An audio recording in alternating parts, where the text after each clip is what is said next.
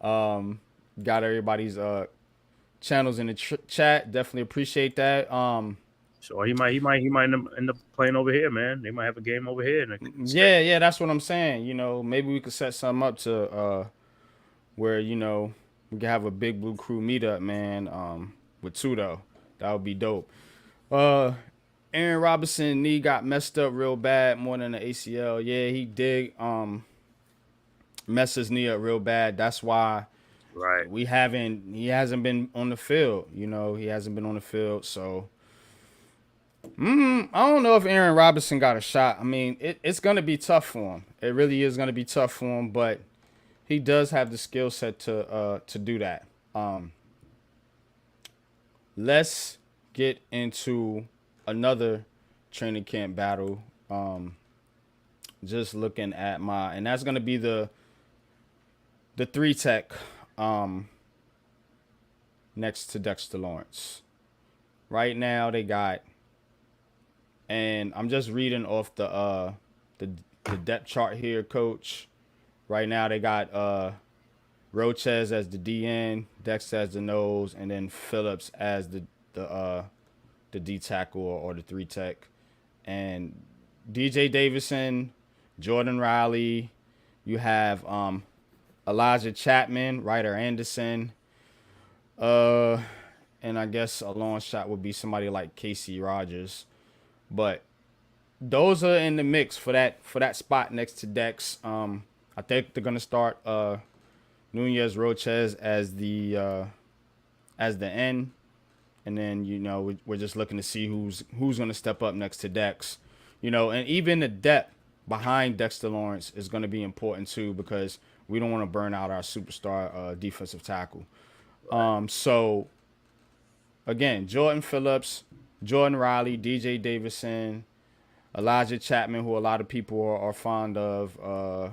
So is Ryder Anderson, and then you got Casey Rogers and Timmy Horn, whoever that is. But Right. those are the options, man. So how do you feel about this defensive tackle battle, or I should say three tech battle shaping out, man? I want to go to coach here first because I know he's really in tune with as far as the alignment with the end and the nose tackle and then the three tech. So tell me how you see that shaping out, coach. It's going to be a tough battle um, because right now I really don't know much about Phillips. But Jordan Riley has been showing a little something. DJ Mm-hmm. Davison, his first year until he got hurt, was headed that way. So, Mm-hmm. is he going to be more suited for a backup position?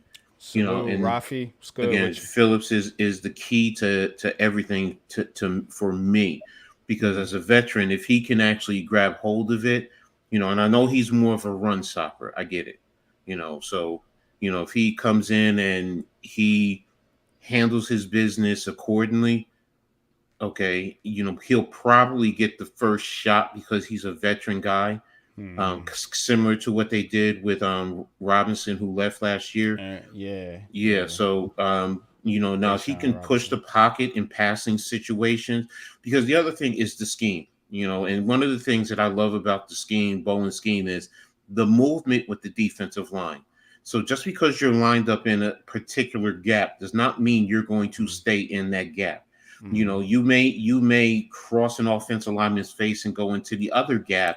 It's good, So bro. It's good, Wells. Appreciate you, so brother. well, how do they fit into how do they produce within the scheme? So again, I haven't seen Phillips. I don't know what he's going to be like in the long run. So um, that's the key for me.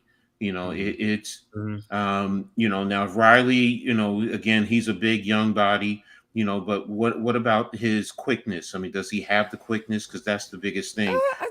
I see some pass rush potential from It's Jordan not, Riley I'm not though. just talking about pass rush. When I talk about quickness, what I'm Mm-hmm. talking about is if you are in the B gap, lined up in the 3 tech, and you got to cross the guard's face to get into the A gap. To Are stop you the run. quick I see enough? what you. No, it's not. Yeah. It's not that. It's the movement. Are you quick enough to go from With your point A feet, to like exactly the slide movement, hand, yeah, the and lateral movement. Yeah. yeah. So that's what I want to see because he does slide the line. So and that's something that I'm a big proponent of, and then the twists and the stunts, So these are some of the things that I think is going to be important that we need to keep an eye on with the trenches, along with the normal push in the pocket, pressure in the quarterback. Yeah, we want to see all of that. So, but again, what type of movement are these guys going to move? And let's be real, the same thing with Dexter Lawrence. Dexter's used to pushing the pocket, but now he's going to have to move. He's going to have to slide. So and I believe he's more than able and capable to do it. He's extremely quick for a big guy. But if he's lining up at a 2-eye, can he shoot to a 3 across in the guard's face? For those of you who don't know what I mean, a 2-eye is the inside shoulder of the guard. So can he cross that guard's face to go to his outside shoulder? That's how quick is he going to do that and influence the guard and the rest of the offensive line? So that's what I'm talking about. Tudo, definitely, man. We're gonna start calling rugby. We're working on some things, maybe getting Wells involved if Wells is up to it.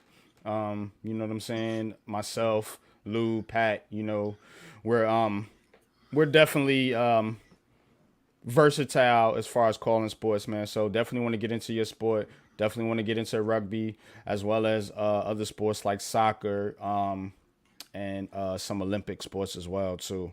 But appreciate y'all, man. Thanks, Tommy. What's good? What's good with you, man? What's good with y'all, man? Appreciate y'all tapping in. What we got here? Says callers live stream with the help of Wells. Right, yeah.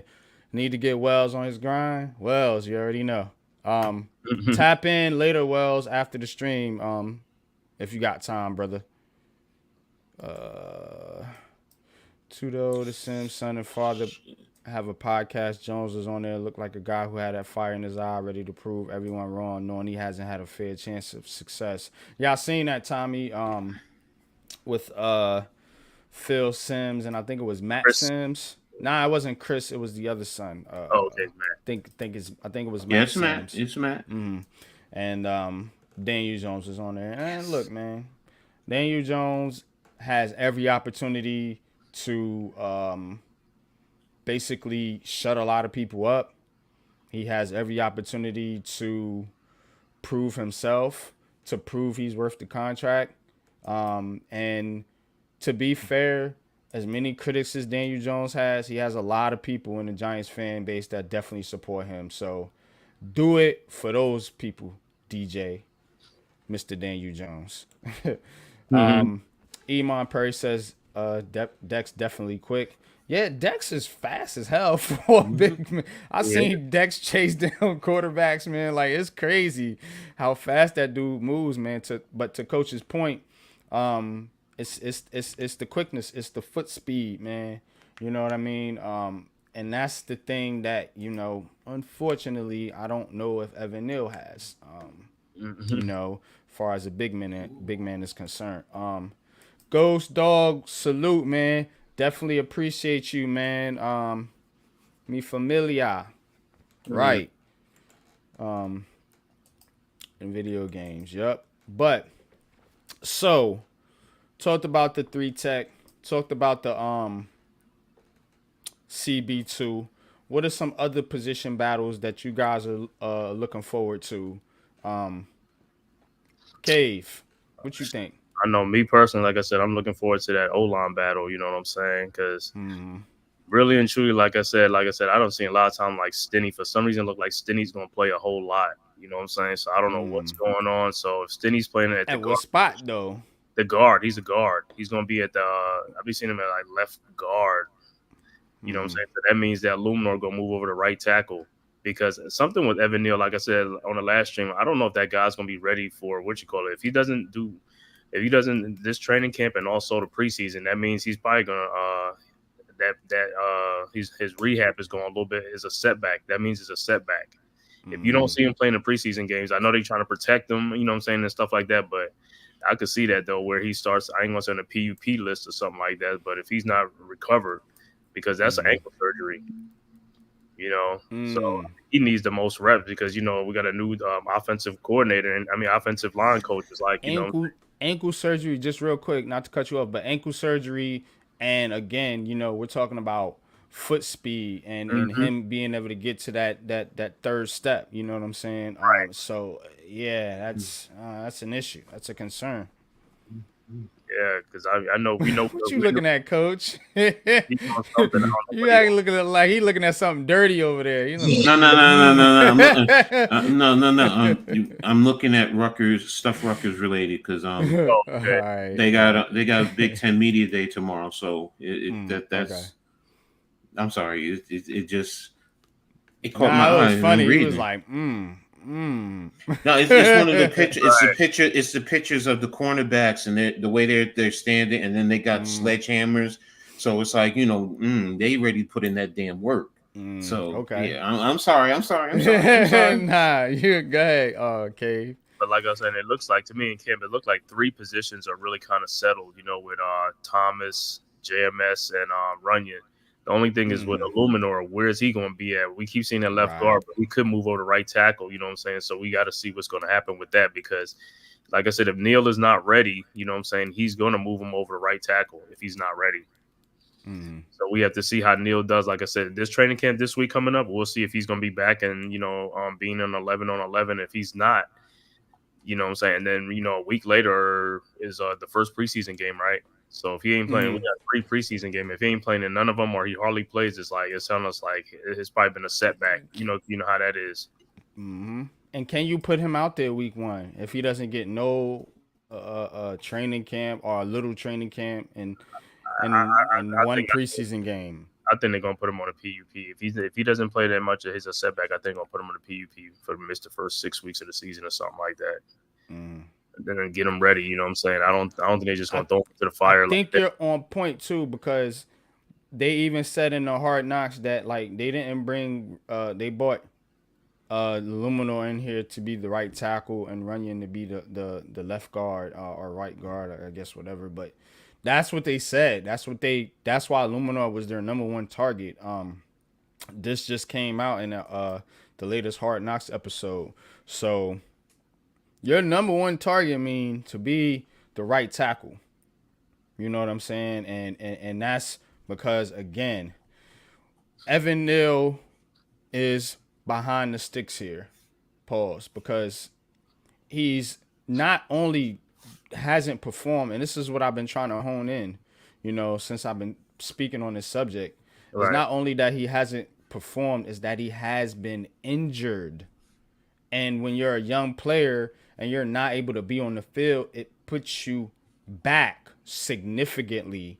And the problem here is that the Giants, I don't know if they can really take that risk in such a critical season to see if he's ready or if he can recover or not and be, what they envision him to be. You know what I'm saying? And it's kind of bad timing for Evan Neal too. You know what I'm saying? Like if he was drafted this year or even last year, or the year before last, when the Giants went to the playoffs, maybe it would have been different. Maybe he would have had a little bit of leeway. You know what I'm saying? Because we had success. But since the team is down and in the dumps, everybody's looking for not just the quarterback to step up, but mainly this offensive line, and it's so key that he's a part of it, and if you can't rely on him because you don't know and you just have question marks, and to compound the fact that he's just not ready to be on the field due to injury, like I said in the OTAs, I was concerned OTAs, and I know it's just OTAs, but when you can't even get out there and go through like normal stuff, normal team stuff, it leads me to believe you have a little bit of a setback. as opposed to Daniel Jones, who was ready, who's been kind of ready on point and on target from the start. But coach, I But know also, I you've was been. gonna say one thing also Mm-hmm. on that Go is ahead. like it's different if it was Bobby Johnson was still here because then he knows the schemes and things like that. But now you have a new offensive, line coach who has different schemes and That's different. another. Yeah. That's the other bad part about it. You Mm, know what I'm saying? So he doesn't because with a new offensive line coach, they're gonna bring their new techniques and things like that he has to learn and things like that too. And that's another thing. That's a setback. but coach, what's your thoughts on on what Man-Cave said about the offensive line battles going into camp? And I know you're going to touch on the Evan Neal situation as well. Um, I mean, Evan Neal's the key. We all know that if he starts out on any type of pup, then okay, I get Illuminor.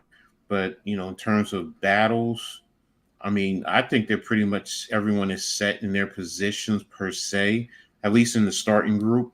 Now if you're moving Stenny up to the starting lineup, okay, maybe that changes things, but I don't see a Zoodle battling for a number interior guard position. I think they have him listed, quote unquote, as a left tackle, backup left tackle, which baffles my mind, but that's another story. But as far as battle, the word battles, um, I mean, unless you're talking about this second units, the starting units, I don't think there's any battle. I think everyone is pretty much set. So it's just like you said, Evan Neal. If he starts out on the pup list and he's out for a while, we all know Illuminor's going there.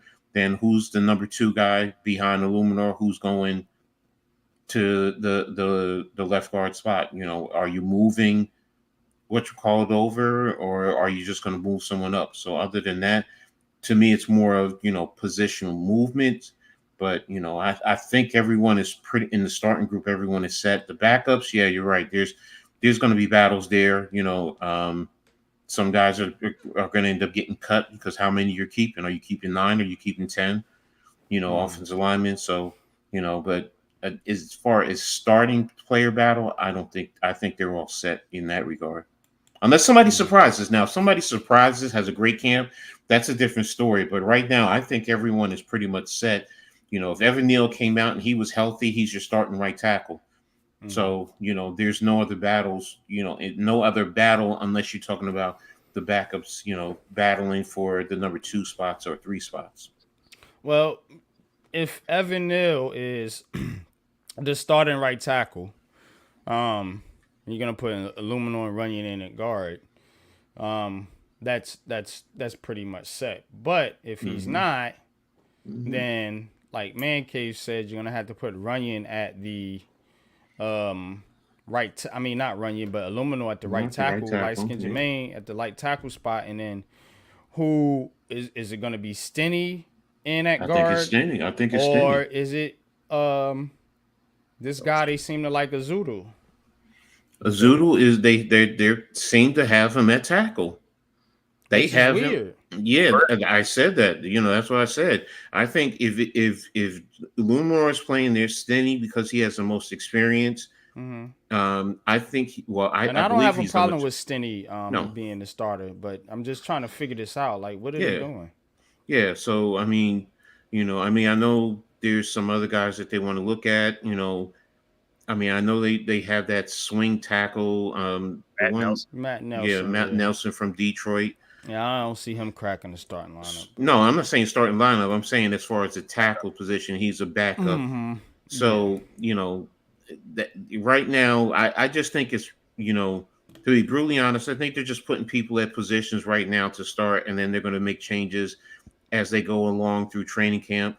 And they've gone through OTAs, all the other stuff, and they have a general idea. Now it's just, what, let's start ramping it up, see how guys handle the level of physicality, and if we have to make changes, we'll make changes. But because you've hammered about putting Illuminor at right guard, just in case of anything, sliding him out. Who knows? They might end up going ahead and doing that. But to start, he's he's your left guard, and he's probably the second best offensive lineman. So you're trying to protect your quarterbacks. from the blind side. So, but One thing, man. Azudu at left tackle was a disaster, is a nightmare. I saw him play that. He can't play that position, man. I know they're trying to make him play it because they had injuries, but I think he's fit better at guard. I would rather Tyree Phillips back on the team, you know what I'm saying? That could be a tackle or something. Yeah, I right now think he's you got have some to type look. of injury. Yeah, Right now you have Tyree to look at Phillips. who's here. So I know. the thing is, then if you move him to guard, does that mean Nelson is your backup tackle at left tackle? Or they probably going to probably could sign one.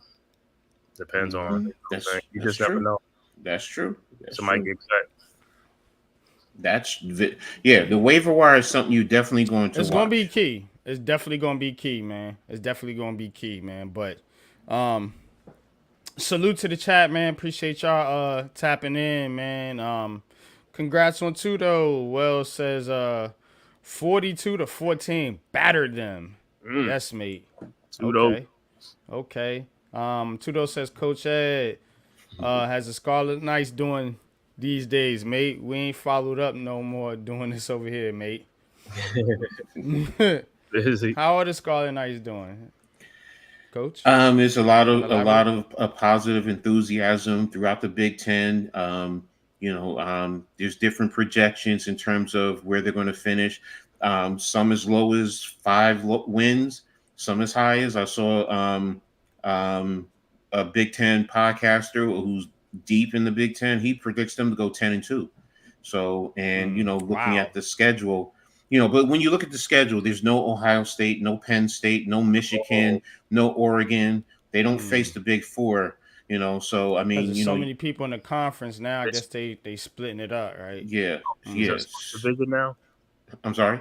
Is a split division like the South or the No, East? no, Nah, there's they no division. added they They just added added the four, a and bunch of everyone, teams. Yeah. the top 2 teams are going to play for the Big Ten championship. But Right. right now, you just split everything down the line, and you don't see a lot of teams now. So, and it's going to rotate. Like for Rutgers, they're going to see Maryland every year, and then there's certain teams they're going to see like every other year.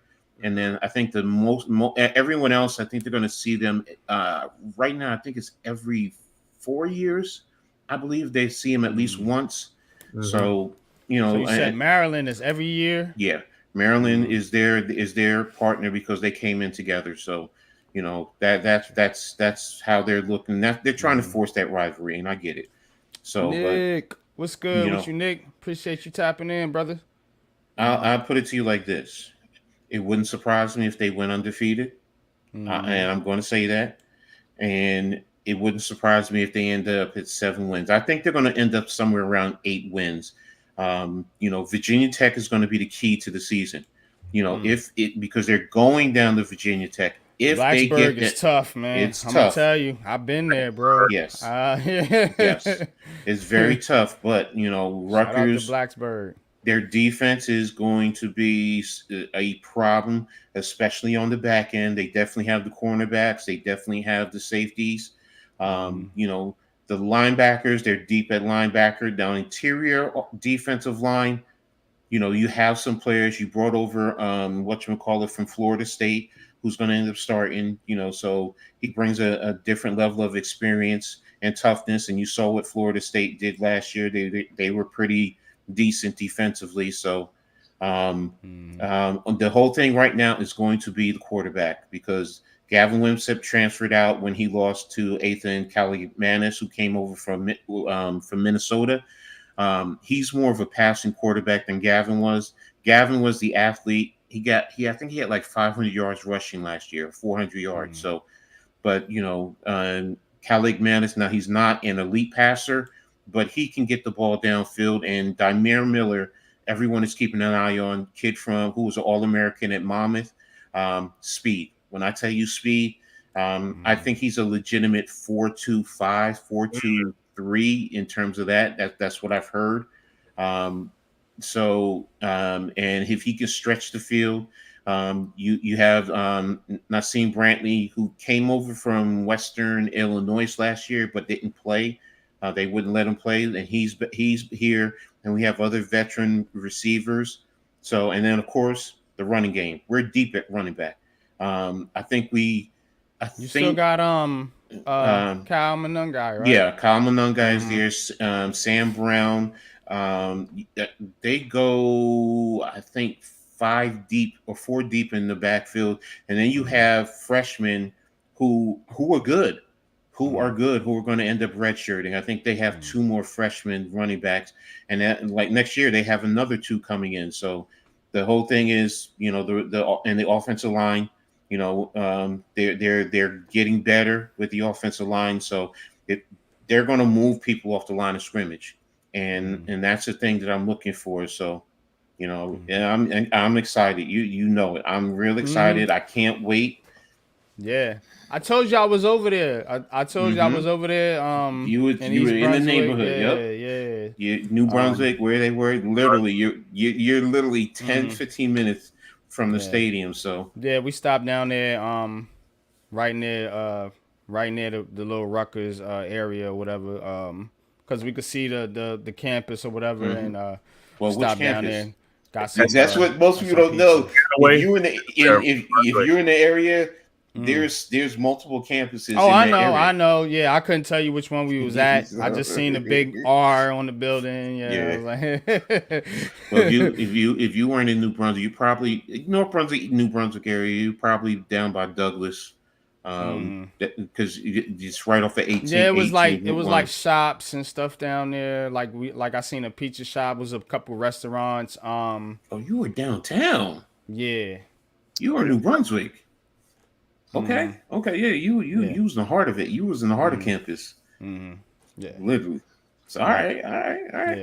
Yeah. They had a little shop we stopped at, for some goodies. Yeah.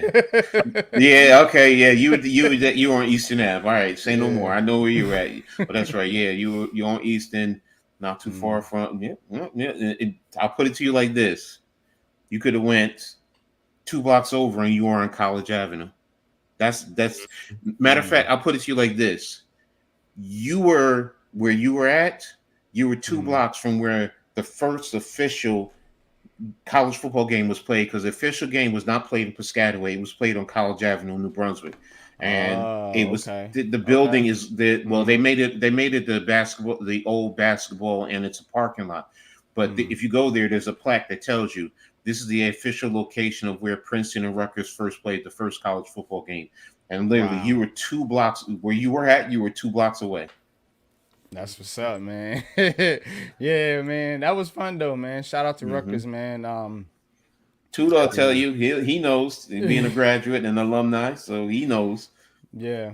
That's why I like to travel, man. That's why I like to, go different places, man. I will say this: go back on a Friday night or a Saturday night during the school time. I'm telling you, we'll be back up there in November. Yeah, y'all heard that. November 3rd, we will be in Jersey. Just letting y'all know, November 3rd, we will be in Jersey. It's gonna be slowing it down because they're probably gonna be. But yeah, that's party life down there. That's the party life. That's the party area in the heart of it. Man-Cave will tell you. He knows. You go down there, man, and you see some things. You see some things. So, Lou, what's good, brother? Welcome to the show, man. What's up with you? See you driving. Glitching out a little bit. Yeah, he glitching out. He's driving. Pinging off cell towers, yep. But, yo. All right. Talking about the run defense. Run defense, that's a staple of Shane Bowen. We talked about that earlier. Yeah, we was talking about the defensive tackles and the 3-tech and all that. And that's what Coach was saying. It's going to be like up to the speed, the quickness, the lateral quickness, for them to be able to get into those gaps, man, to shut down the run. You guys got to pay attention, man. Pay attention. Right. You need to be here early. Shout out to Jay, man. Jay Fraze, man. I know. One of my day one followers, man. Crypto, man. Shout out to you. Lou, what's good with you though? Can you hear us now? Yeah, I hear y'all. All right, what's up, man? Yeah, you was glitching out a little bit earlier. Yeah, I was pulling away from the Wi-Fi and going, mobile. Mm, Okay. Because I'm about to go paint this house. But yeah, man, shit, just tapping in, supporting the mm, cause, checking in with my brothers, man. yeah, you Yeah. already know, man. But yeah, we just going through like training camp battles. We talked about the cornerback too. We talked about the defensive tackle position next to Dexter Lawrence. You said you talked about the cornerback too, CB2. CB2, yeah, yeah. As far So as the position battle between Flat, Nick McLeod, you want to throw Hawkins, Herndon. Herndon, Aaron Robinson if he's healthy in the mix. So do y'all think it's gonna be Flock that wins out that spot, or do you think they're gonna sign somebody else? I see them possibly bringing in another player. I know Pat thinks that Flott's going to get it, and look, it could be Flott. Brian Dable has been very confident in Cordell Flott, so it could be Flott, but I personally think that they're going to bring in a veteran. Well, we'll see. We'll see what happens in the preseason game. You know what I'm saying? See what them guys do. You know what I'm saying?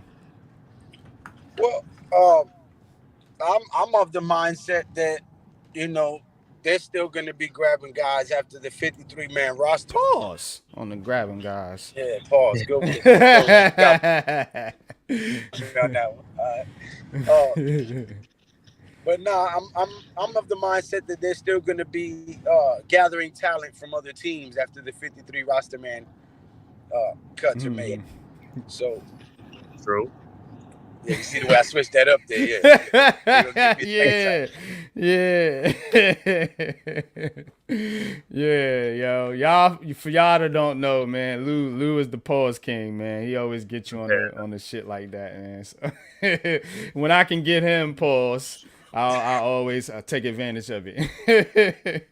I see the average beast that what's that? Ryder Anderson and Jordan Ryan been working out that's in the off season. Yeah, man, that's good. I like that's them good. guys right there. I want them guys. And working with Andre Patterson is going to be key because now Andre Patterson is able to work with the edge rushers too. Brian Burns, Kayvon Thibodeau, Azeez Ojulari, because in Wink's system he wasn't allowed to work with the edge rushers. He wanted the Wilkins brothers to handle those duties. So now they're gonna actually be able to learn pass rush moves from Andre Patterson, who is one of the best defensive line coaches in the NFL. A guy who developed Daniil Hunter into a very talented edge rusher. Yeah, Pro Bowler, exactly. Big Lou, Wrecking Crew, what's good? 3-man front gonna do damage. Yeah, that three. So, Coach, speaking on the 3-man front, do you think? I know me and Pat, you and Pat had talked about it about possibly what front would they start out with? As far as like game one, down one.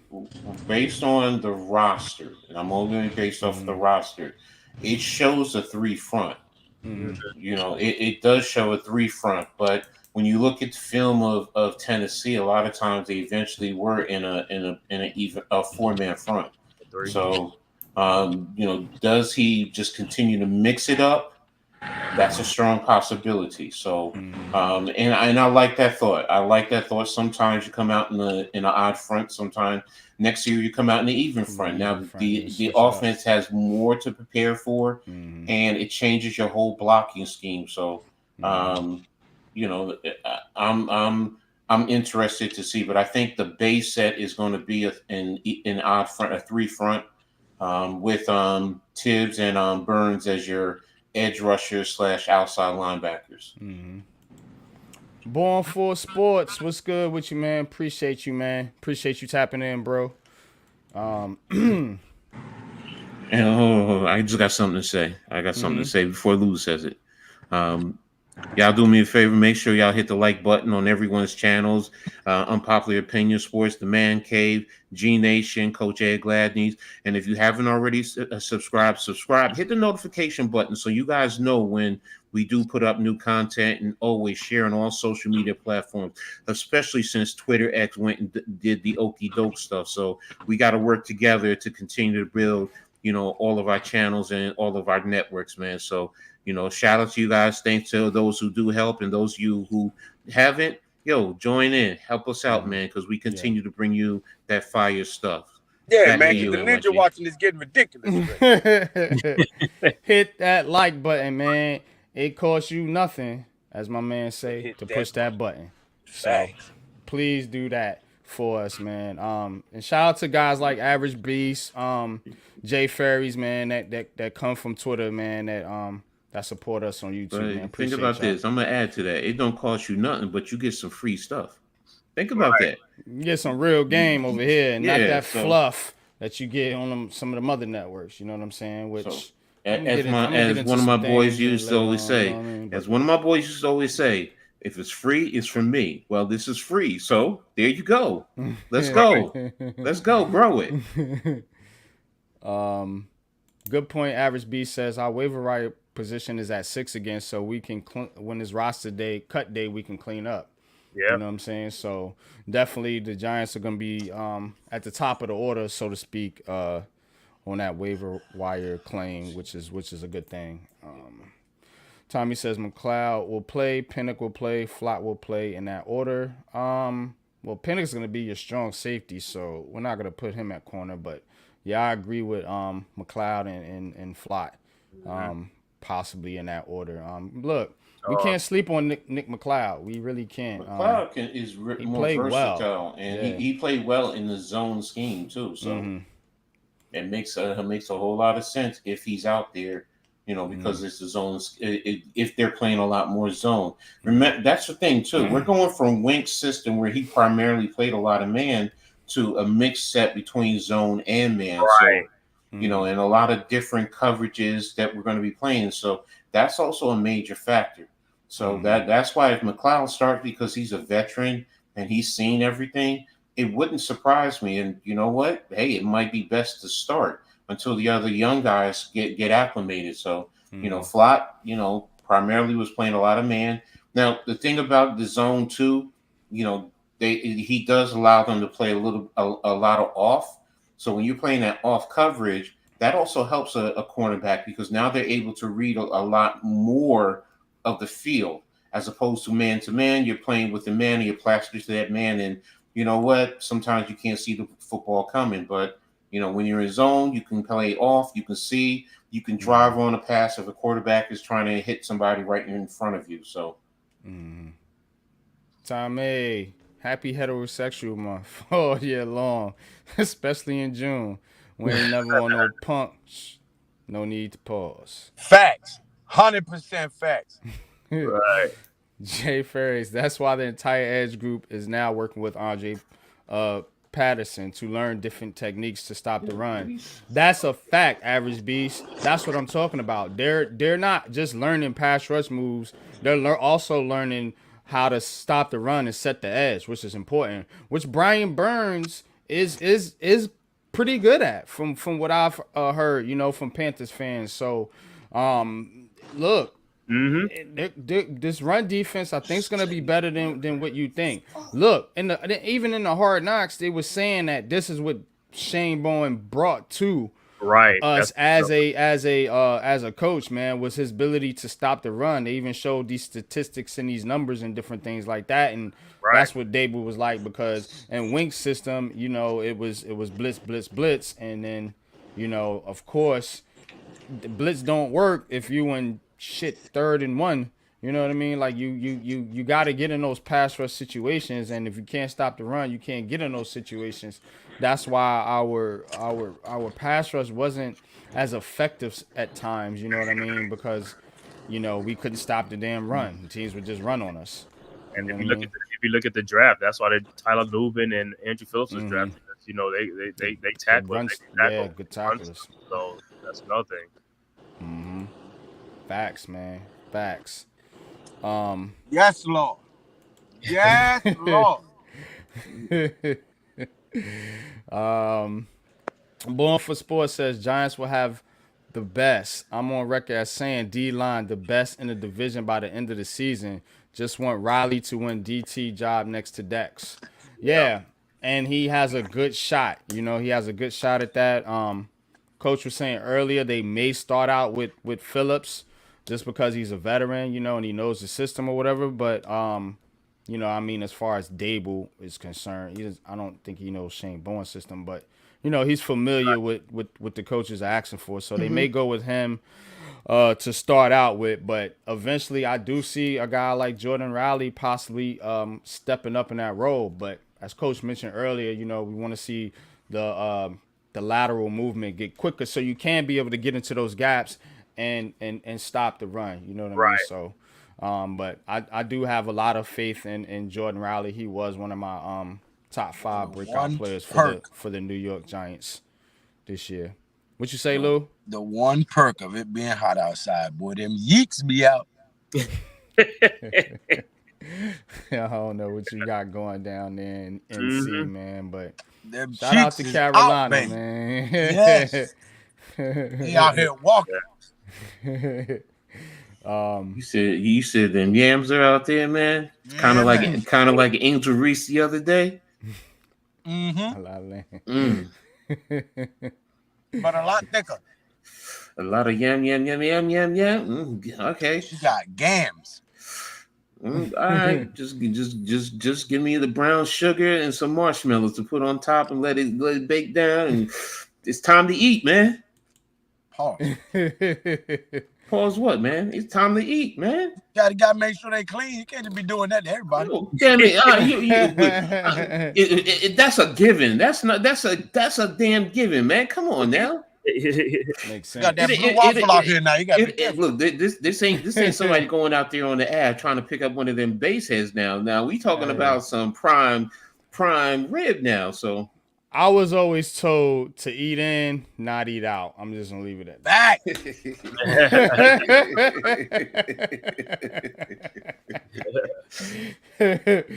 Appreciate you, Born for Sports says done, fellas. Just subscribe to all of y'all, man. Thank you, my brother. Appreciate you, man. And go subscribe to this brother too. He makes content, man. I'm subscribed to him, man. So definitely, man, go check out his channel, man. Dope brother, man. Born for Sports, I got you. Yeah, he's him and TP and they do a show called Giants Lieutenants, man. Dope show, man. Go check it out. Way?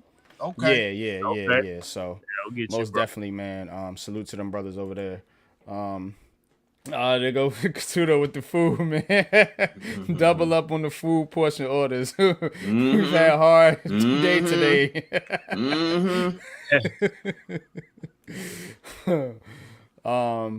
Average B says it's no different than running backs, tight ends, working with Bracilla on blocking techniques and blitz pickups. Player development is key. Exactly, man. Bracilla and he's working with these TEs is going to definitely be important, man. Especially you got guys like, man, I hope Theo Johnson can get healthy, man. I got a very promising talent. But you still got Belly, you still got what's my man's name? Manhurts and Stoll. So they do have some that's kind of that'd be kind of like a good theme song for Homeboy. Tommy Stupid, the Ninja Eaters. Yeah. Trey Hawkins, yeah. Trey Hawkins is kind of the forgotten person a little bit, man. But I think if he can start to develop, man, he could definitely make a difference here. Jay Ferry says, running back coach going to make Devin Singletary into Saquon Barkley too. Did you hear that PFF predicted Devin Singletary to have over 1,100 rushing yards this year? Did y'all see that? Yeah, I see that report. Yeah, so the mighty PFF everybody celebrates is actually predicting that Devin Singletary will outperform Saquon Barkley this upcoming season. I mean, you know what? If you look at it in this regard, based on the offense that he's playing in, I could understand that because you know what, they're probably not going to utilize him as much as he would be with the Giants. A Singletary may have to produce more because of this the system that he's in. Barkley, look, if you say Barkley got 1,000 yards, and let's just say he got 400 yards receiving, but then you have 2,000-yard receivers over there, plus Hurts. I'm going to look at the system that he's playing in.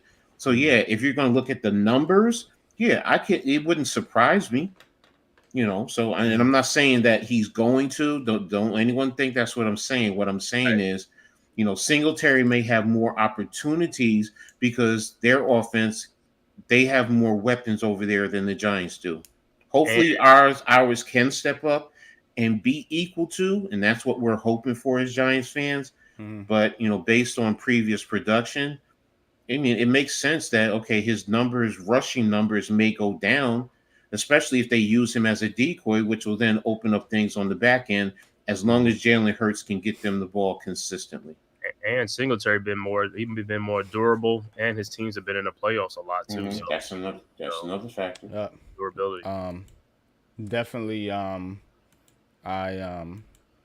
think Singletary is going to do well here. Iman says I believe in Riley. Quack quack. Ferries.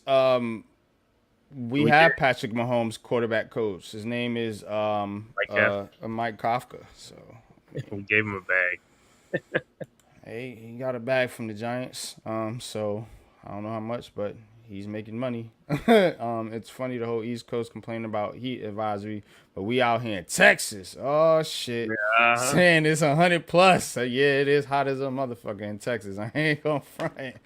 But you know what? In Jersey, also depends on humidity where you're at. So there's a lot of other factors too. Smog index. Oh, yep.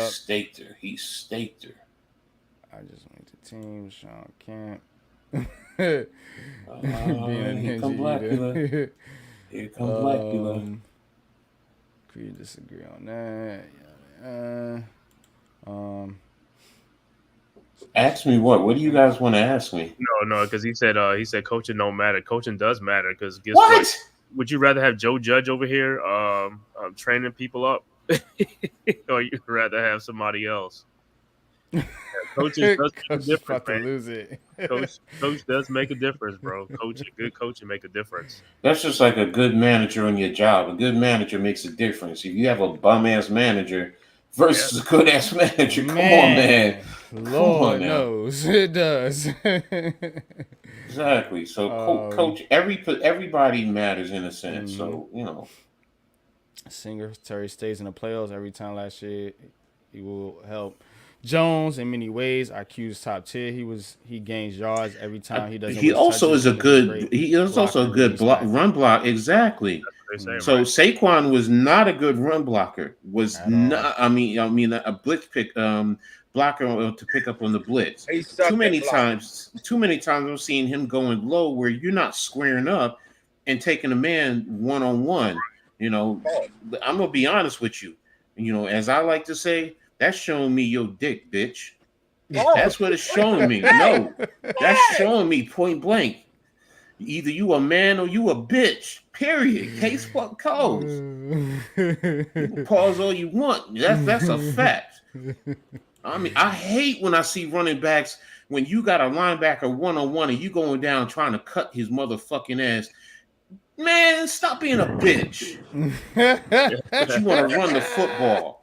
Man, well, I mean, he's from Pennsylvania. It's not a matter of Pennsylvania. It's a matter of your heart. That's plain and simple. I know guys. But I'm just saying, it speaks volumes because he's from Pennsylvania. You know what I'm saying? He went back home of the horse shit eaters. I mean, it is what it is. We're going to break his fucking legs. That's all. Jay Ferris, yes, you can't teach them, but you can help improve their techniques. There's a difference. So that is still teaching. You're sitting down looking at film and you're helping them become better. And then when you have a different offensive line coach, they teach different things, different ways. Whether, you're attacking on the outside shoulders with your hands in terms of the offensive lineman, giving your chest. So a lot of coaching matters, man. It really does. So Jersey has nothing. Okay. Nah, he's right. It don't. It's hot as I've hell never in been to Texas. Houston, so I can't speak to it. The only thing I know about Houston is they got a lot of gold diggers down there. Because every time I turn around, they doing gold digger videos down there. So And boo to the Astros. We not talking that smoke over here. yeah, he was talking. He was calling you out yesterday. He was calling you out. He was like, I was like, yo, bro, congrats, y'all in Yo, first place. Tommy, I got love for you, but we don't want to hear that Look, Houston but what did I say Astros yesterday, caca. Tommy? What did I say, Tommy, yesterday? You could talk about right now. Okay, y'all won 2 championships in the past, whatever years. 27. Talk to me when you get to 27. That's Talk all to I me got to when you say. get to 5. Talk to No, me when you get to 27. 10. Talk You know to what me I when you mean? get Like, to 20. When you close to bro, 27. you're so far away. You're so far away, and your team just got hot. Y'all were in the dumpster a month ago, so I don't want to hear that shit. But The then team is again, from here the we go. kingdom of far, Here we far go. away. All right, we know what's Team is coming. The Astros are cheeks. from far, far away. Lord Farquaad himself from far, far away. Real shit, man. Says Coach bringing the chocolate thunder today. No cussing. I'm a Yes, coach. What are you Ghost, talking it about? is. A coach There's a cusses, man. bunch of weirdos over there. I forgot to take that damn oxtail off. Fuck. Oh man. Oh shit. Yo, I ate oxtails yesterday. Don't play with me. I had some 220 oxtails man. yesterday. No, I got it in. I got it in the slow cooker. cooker. So Pro is nasty work. Yeah, born for sports, man. 220 pounds. That's what I'm saying. He plays soft, man. no, he's not 220. He's I've been saying 230. it. I've been Saquon saying Barkley that shit, is yo. 230. Yeah, yo. That's Talking what about bothers me. quads and all this shit. And you doing all this pity patting. You know what I'm saying? The fuck out of here. Look, I appreciate his running abilities and his dynamic plays. So don't get me wrong. I'm not hating His on him. athleticism. I hate, Yeah. but this is any running back. I've coached running back. I've pulled starting running backs out of my offense and told them to sit the bench and had them sulking. Like, coach, why you? Because you sitting here trying to cut a fucking blitzing linebacker. Right. Man, what kind of you supposed to protect your quarterback, give your life for the quarterback. You want to run the ball, you want to run the football, you better block. Gotta block. Nah, it's going down to try and cut some. It's just like a defender who's going down to try and tackle somebody by the ankles, and you're only trying to give your shoulder instead. At least you know what? Grab the ankle, the knees, whatever when you're going low. No, man, that I hate pussy football. I'm sorry. I hate it. I hate it. Football is not made for pussies. It's not, man. Facts. It's facts. It's I not. 100% agree with you. You punch him in the face and you get punched in the face. Plain and simple, man. He said now he with a QB that likes to look at his quads too. Look, it's the crazy. Philadelphia quads. Yeah. Wow. Love Yankees beat my heart. See them struggling decades. The Philadelphia Seagulls. Right. The lice-infested pigeons of the sea. I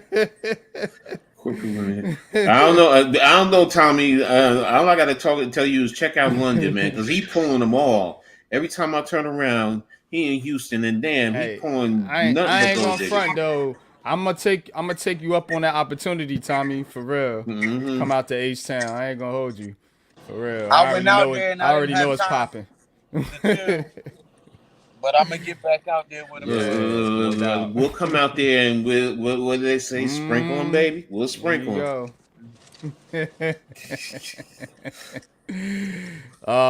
Tyrone Tracy, man. I think Tyrone Tracy is going to serve as our primary kick returner. I think he's going to win the kick returner job. I think they're going to give the punt returner duties to Gunnar Olewinski. I think that's how it's going to shape out. And I think he may get some third down opportunities. You know what I'm saying? Probably as the year goes along, but I kind of feel like he's not going to be a primary running back in the beginning of the season. I think he's going to be eased along as the season goes along. You know what I mean? So I see him as a scat back, you know, and I think I could see Bryce Ford Wheaton as the kickoff returner.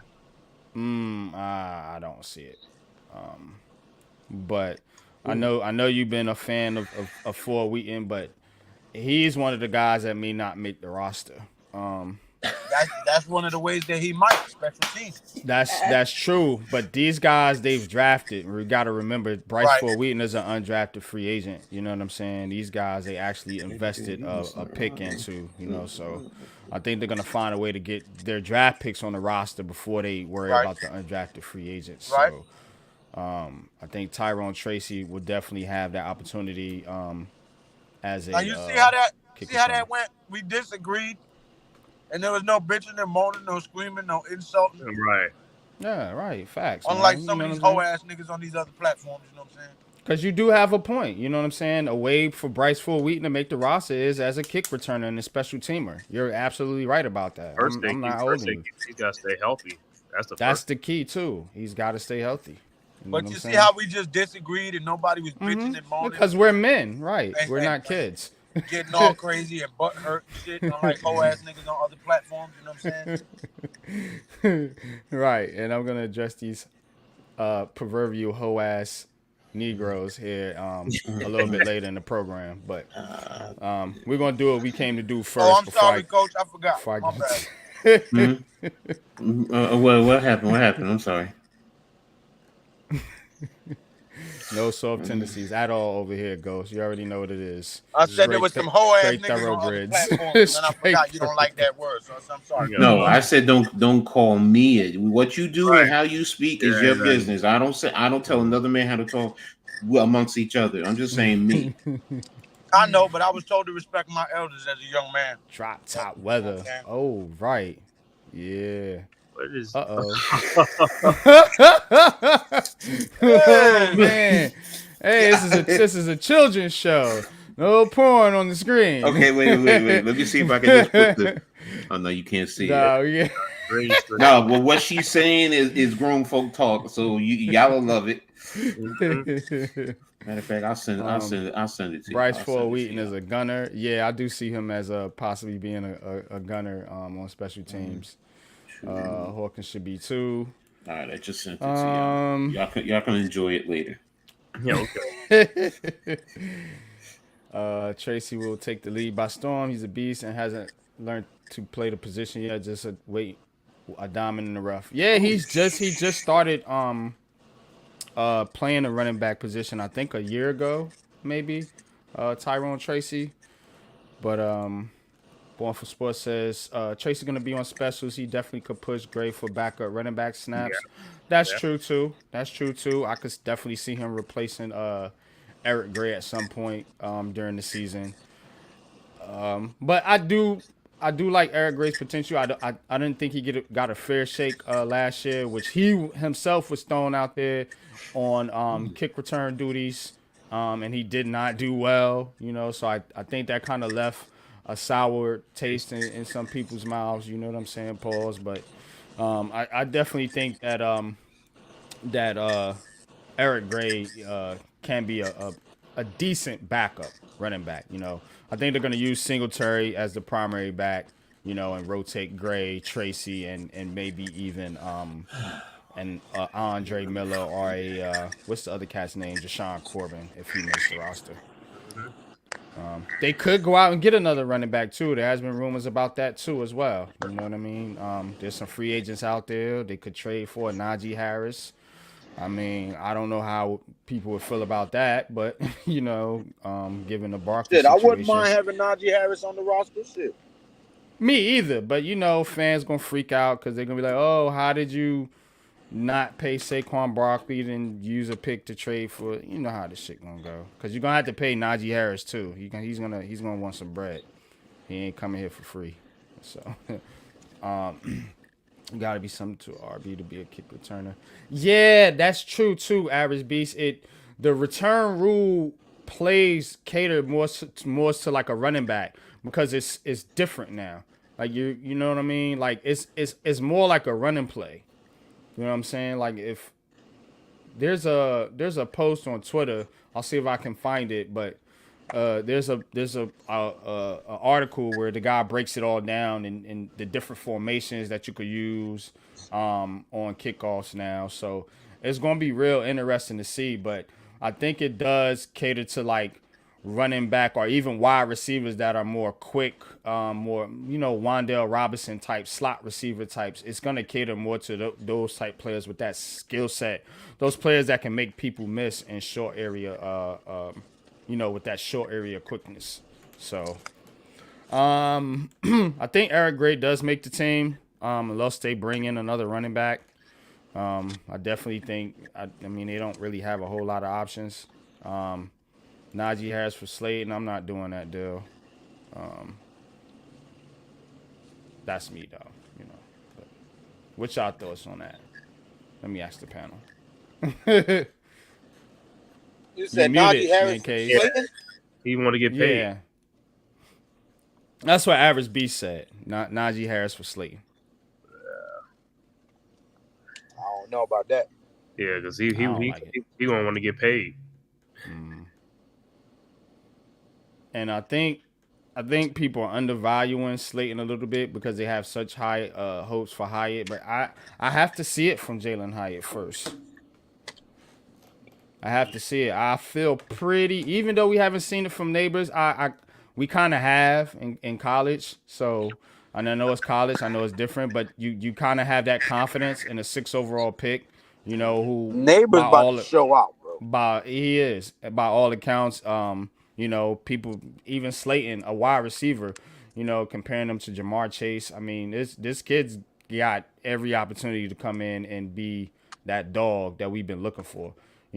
As for Hyatt, I know he has the will and the want to, but he's got to work on his route running. He's got to work off being able to get off press coverage because that's all they're going to do.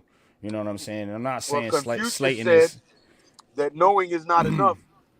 We must apply. Yeah, right. Is not enough. We must do.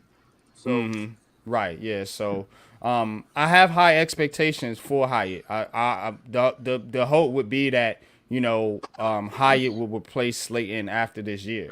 That's kind of how I'm looking at it. Now, going into this year, I think Hyatt just needs to work on his game, get more experience, and, while still having somebody that can come out and play that's an NFL veteran wide receiver, and not putting the pressure on some of these young guys to perform. Now, I think Neighbors and Wan'Dale Robinson, they're already ready to go.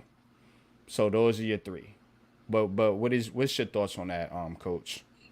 Guys, I'm about to go in here and paint this house. I'm gonna hop off, but I'm gonna continue to listen on YouTube and chime in the comments. Pause on the hop off, but yeah, we got you. My thoughts are this.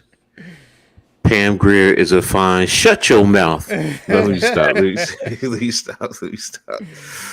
When it comes to the wide receivers, I mean, the future right now seems bright. It really does with the talent that we have. Yep. So going into the future, Slayton, he's that veteran, borderline veteran, old man. So I mean, what can he do this year? He can be a serviceable old people no more, Coach, man. I need you to talk to him, man. They be dissing old people, man. Even athletes, old athletes that ain't nothing but like 29, 28 years old. We got some ageist mofos running around out here these days, yo. Let me tell you young folks something. Watch out now. Let me tell you something. Y'all young boys out there, let me tell you something. Don't let your women come around a man like me. Don't let your man, because she will be calling me daddy. All right? You mess around. Let an old man like me talk to your young lady. I'm telling you right now, she'll learn something that your young ass ain't taught her. Y'all can sit there and go smack, smack, smack. But as I like to say, smack, smack, jelly cakes is out there.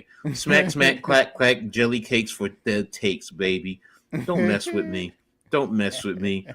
Talking about they hate on old folks, man. Respect your elders, man. You got that right. If it wasn't for your elders, damn it, you wouldn't be here. Talking all that yin yang. We know more than you will. You still wet behind the ears.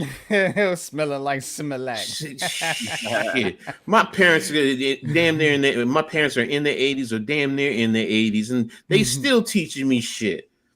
And I'm teaching my kids, and my oldest is in her mid-30s. Come on, man. Kill me with that. Kill me with that. Oh, y'all want to hate on old folks, man. Whatever. And then next thing you know, you're gonna be crying. Yo, why that old man take my girl? Watch run off. Yeah. And it ain't gonna be just for the paper. Trust and believe. Trust and believe. Talking about baby come back. Baby come back. Mr. Roney. We older guys know how to. We older people know how to live life. We know how to experience life in all phases. So y'all can hate on, now getting back to football, y'all can hate on Slayton all you want. And next thing you know, the dude is putting up 800-900 yards. And everybody like, what? Where did that come from? And he's what? Since he's been in the league, consistent 700 yards. Okay, it's not 1,000 yards. But how many, you go through everybody's roster, and you look at how many guys are 200, 300, 400 yards. But you got a guy consistent every year, 700 yards. Now, he's not a number one receiver, so please do not think that's what I'm saying. But he brings something of value to the offense. And next thing you know, he's sneaking by people, and as long as we can get him the ball in the right position, he's producing. No What's doubt, up, brother? No doubt. What's up, Coach Miz? Miz. Don't let him fool y'all. That's Coach Miz. That's some breaking news, but it's not sports, so I don't know if NYG really wants it on here, so I'm not going to say. Oh, what's going on? President Biden just stepped down. Oh, wow. What? Okay. That's the news that's breaking across whatever. I got it from a friend who I trust. Wow. Okay. But anyways, I'll tell you. So go ahead. You got it. What's up? What's going on? What's up, good everybody? with you, though, man? Get a chance to come on. Haven't had many chances lately, but yeah. What's up, Pat? Pat, man. Hope you feel better, brother. You know what I'm saying? Many guys were here. I was in the Twitter. They were having a war. A lot of people was defending Jones, including some big guy from Detroit who does a lot of media for them, saying that it's the O-line and blah, blah, like you guys. But yeah, But anyway, that'll go back and forth forever. But I'm looking forward to the camp and football, and I'm excited about the season as I am every year. Who are you looking forward to in camp, man? Since this is what we are talking about right now, but I'm about to switch topics here in just a second. We're gonna talk about some of the some Giants history, some tight ends in Giants history. Then I'm gonna get on my soapbox. But what's some of your things that you're looking forward to in camp? Okay, I'm looking forward to I don't care, whatever. I'm just gonna say it, man. I like to watch Daniel Jones. Okay. And I think he's been looking really good. And I like watching. I don't care, man. People could say it, every year we watch him do this in camp. But it's big. He's coming off an injury. I want to see what his arm looks like. I like the accuracy. He's now got a major weapon. And I think because we have a major weapon in Neighbors, I think that's going to turn Wandell into a major weapon. I feel that way. I think Wandell's actually going to have the biggest year of all the receivers. I really do. I'm glad you said that, Miz. Yeah. I'm glad you said that, man, because a lot of people sleeping on Wandell Robinson, man. I watch a guy in Detroit named Amon-Ra St. Brown.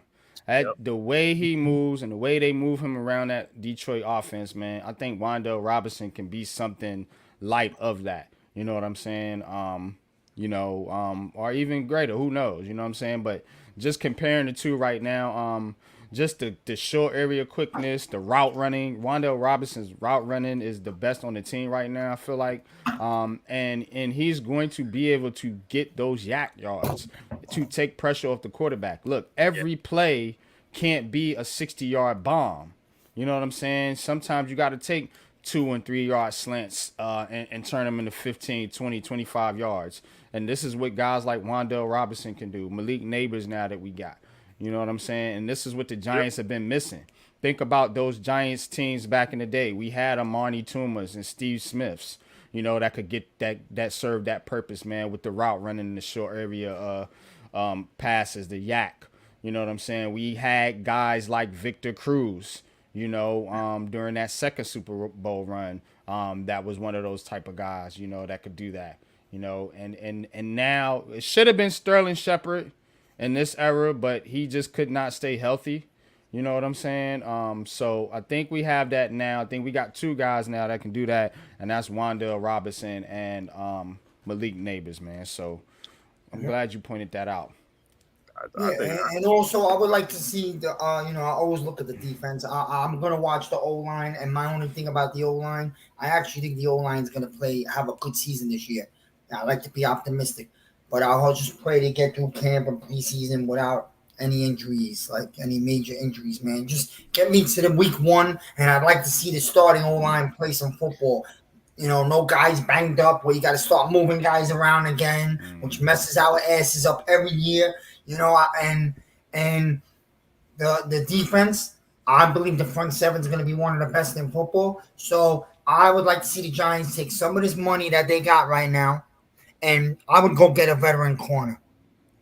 Yeah. One of these guys that's out there, Gilmore, or I don't know how much the guy from Miami, Howard, would cost, but I'd like to bring a proven guy in here.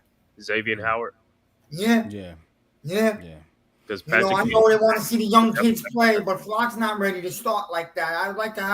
I think we want veteran corner away from having a defense that could carry this team. If it had to. Go ahead. Yeah, sorry. Yeah, go ahead, Cave. No, I was just going to say, because it ain't going to be Patrick Peterson after his comments, you know what I'm saying? So he ain't coming here. He washed up anyway. I know. And the other thing I was going to say was Hyatt. I think Hyatt's going to have a better season than a lot of people give. I know people say he can't get off the line. Also, it's not too many press corners in the NFL anyway, though. You know what I'm saying? Not every team has a press corner on every, roster. You know what I'm saying? He'll be able to get off and press. And plus, if they have a press corner, they're going to be on Neighbors. So he ain't going to, you know what I'm saying? They're going to use on Neighbors. They ain't going to put on him. Yeah, that's true. That's true, man. But he still needs to get his route running down. He's got some things to work on. So I am confident in Hyatt. I just know that he's not ready to come in and be that, number 2 NYG receiver. NYG, look at Neighbors. Neighbors is a good route runner. He can be training and learning with him too. You know what I'm saying? You got your own team. Yeah. They've been learning with Steve Smith Sr. I mean, shit. Learn from that cat. Do what he do. The things I've learned from Hyatt is Hyatt stays after practice to learn. With Jones, he'll do it with him. Was good. Yeah. Nah. You right though, man. I do think that, man. I don't think it's gonna be right away. Yeah. I don't think it's gonna be right away. I think Slayton's gonna be out there, And if and when they have an injury, then I think you're gonna see Hyatt, step into that role and perform, and hopefully he can keep the job. But that's what it's gonna look like. Slayton's gonna be in there early, and then he get his value. Like I said, they could trade him. You know what I'm saying, and then give it Hyatt. Let Hyatt ready to step up into the role. That's how they work it. Yeah, I don't think Howard and Patterson are happening either. I think more likely it'll be somebody like a Gilmore or something maybe, but I don't know. This line just needs to hold up. Exactly. All right, now let's get into top tight ends in New York Giants history. Now, there's been many T's to come through here, man, that have been good. I think there's only a real handful of the most impactful tight ends in this franchise's history. So I want to start with somebody that most Giants fans are familiar with, because he kind of bridged the gap between the old fan base and the new fan base, man, and that's Jeremy Shockey. Yes, sir. Jeremy Shockey. Let me get his numbers here. He was a tight end from the Giants from 2002 to 2007. He had 371 receptions, 4,228 yards, 11.4 yards a reception, and he had 27 touchdowns. I believe he has the most yards. Well, no, second most yards of any. No, actually, there's another guy. Third most yards of any tight end in Giants history, as far as yardage is concerned. Jeremy Shockey brought a toughness to the Yes, sir. Giants team, and again, he was just a dog. Like people always talk about, we need dogs, we need dogs. You know what I'm saying? He was a dog. He was very boisterous in the media. And unfortunately, him, with certain other players, the relationship got kind of fractured. Man, Jeremy Shockey was on the 2007 Super Bowl roster, so he technically has a ring with the team, but he was hurt during that year, and then ultimately he moved on to, I think, the Saints the next season. So did they trade him or did he Yeah, they traded him. They traded him. I thought so. Yeah. So they traded him to the Saints, and that was that, man. But Shockey was that dude. Shockey was that dude, man. Like Ghost says in the chat, man. He was that dude, man. But is he the greatest? I don't know.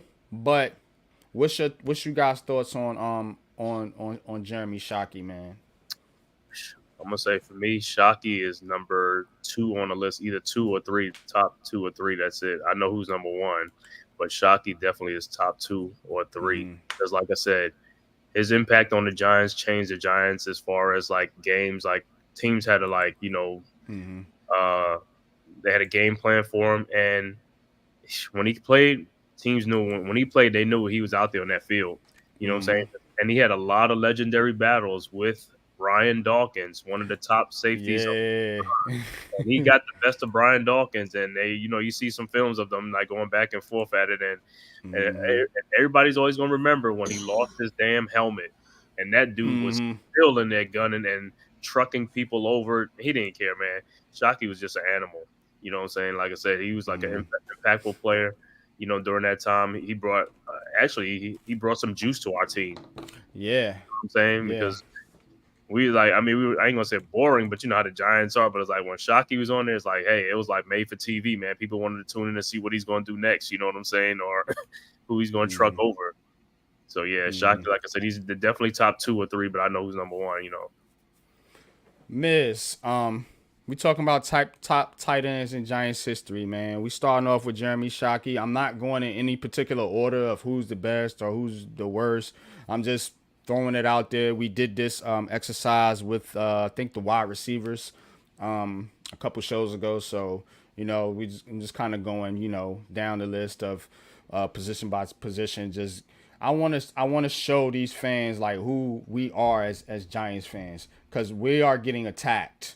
You know what I'm saying? And I want to put out history. I want to put out as many facts so we can separate facts over fiction when we talk about a lot of these people.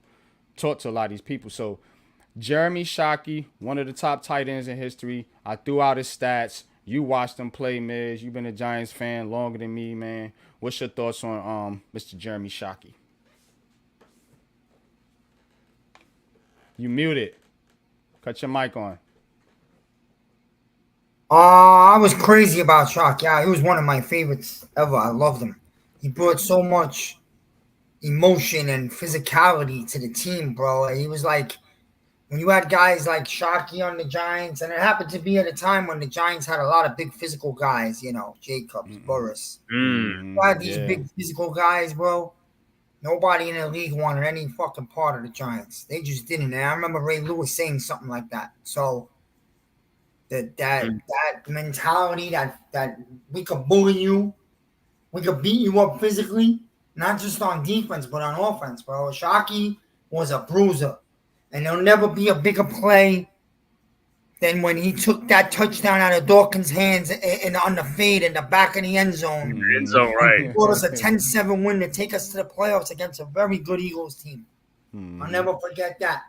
There was another play over the middle when he caught a ball and he got leveled and he got up and shook the ball like it was dice. Remember that? And You're right. And I believe that was the same game. Right. Yeah, Shockey was a beast. Or that screen where he ran over 5 Colts with Kelly Collins. Remember that? I remember. This guy, his attitude, man. Yo, something about attitude, physical football, like you don't see it no more in the NFL. But that shit ignites a team, man. Shockey was great, man. Whatever, things happened. Shockey, I'll tell you what happened, and I was at that game. Shockey broke his leg against Washington in like week 15 or 16, and his season ended. And unfortunately, not unfortunately, but the Giants went on a playoff run all the way to the Super Bowl. That's the year they won the 07 Super Bowl. And I think like it's weird, bro. He was a little jealous that he wasn't part of it, and he never gave the Giants. I got that vibe he too. Made his way out. I got that vibe. It kind of pissed him off. He wasn't fucking happy that the Giants won the Super Bowl without him. I think like he wasn't. I think what he really wasn't happy about was that Kevin Boss was balling. You know what I'm saying, in his spot. And he was like, yo, fuck this. You know, that should be me. You know what I'm saying? Yeah. But, you know what I mean? It is what it is, man. But definitely, man, I got to respect Jeremy Shockey. Coach, give your thoughts on Mr. Shockey, man, before we go to the next great tight end in Giants history. He was all right. No, I mean, here's the thing with Jeremy Shockey. He brought that Miami Hurricane mentality to the New York Football Giants at a time where it was needed, you know. And you knew back then if you got a player from the the real U, and I'm not a fan of the U, so if you had a player, he brought that attitude, that cockiness, that belief. And it would filter through the organization for the most part. You know, was he confrontational with some things? Okay, sure. But, you know, hey, what top level player, what prima donna player isn't? Lawrence Taylor was the same exact way. That's how I looked at Jeremy Shockey. He had that Lawrence Taylor mentality just as a tight end. That's it. You know, what do I always talk about? Punch him in the face. Well, that was Jeremy Shockey, you know, and he exemplified New York Giants football, period, case closed.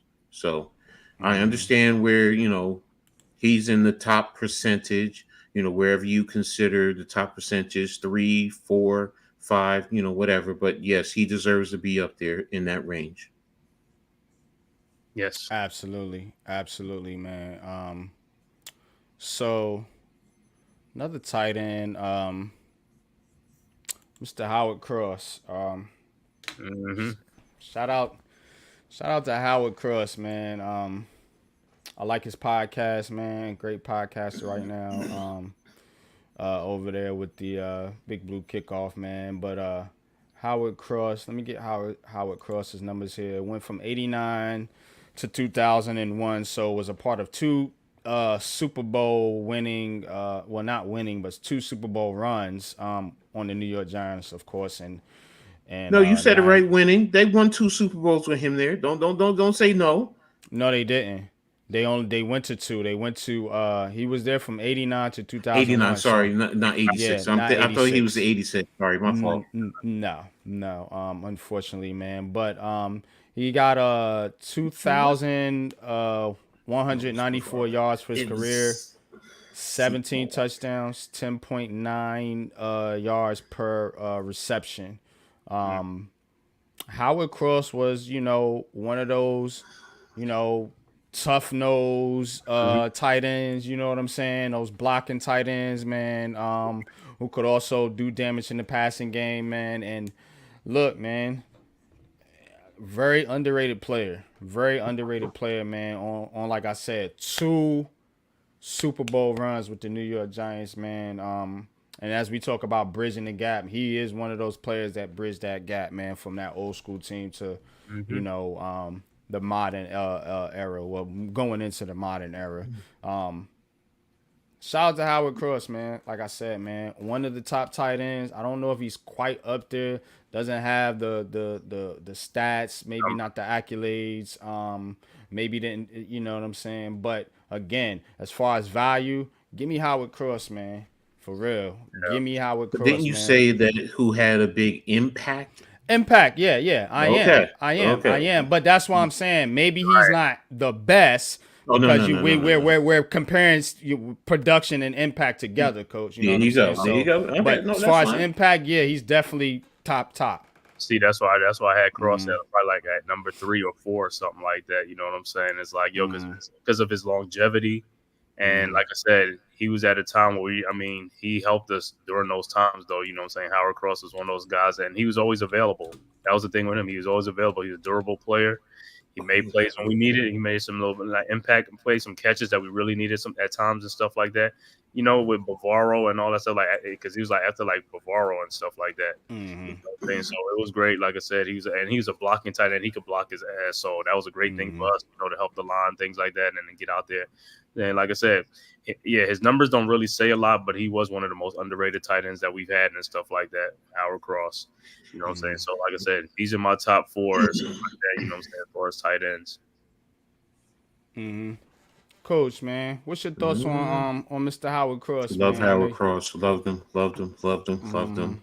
I mean, first of all, that's a big man. Yes, he is a big man, seriously. So, but you know, I mean, look, he's Howard not Cross 6'5", 270. Is what he's listed at per Pro Football Reference. I thought he was 6'7" though, but okay, 6'5". Yeah, Still big. you know, everybody got different numbers, Yeah. but this is off Pro Football Reference, and I use Pro Football Reference because it's Pro Football Reference. It's not a biased website. It's just giving you the numbers.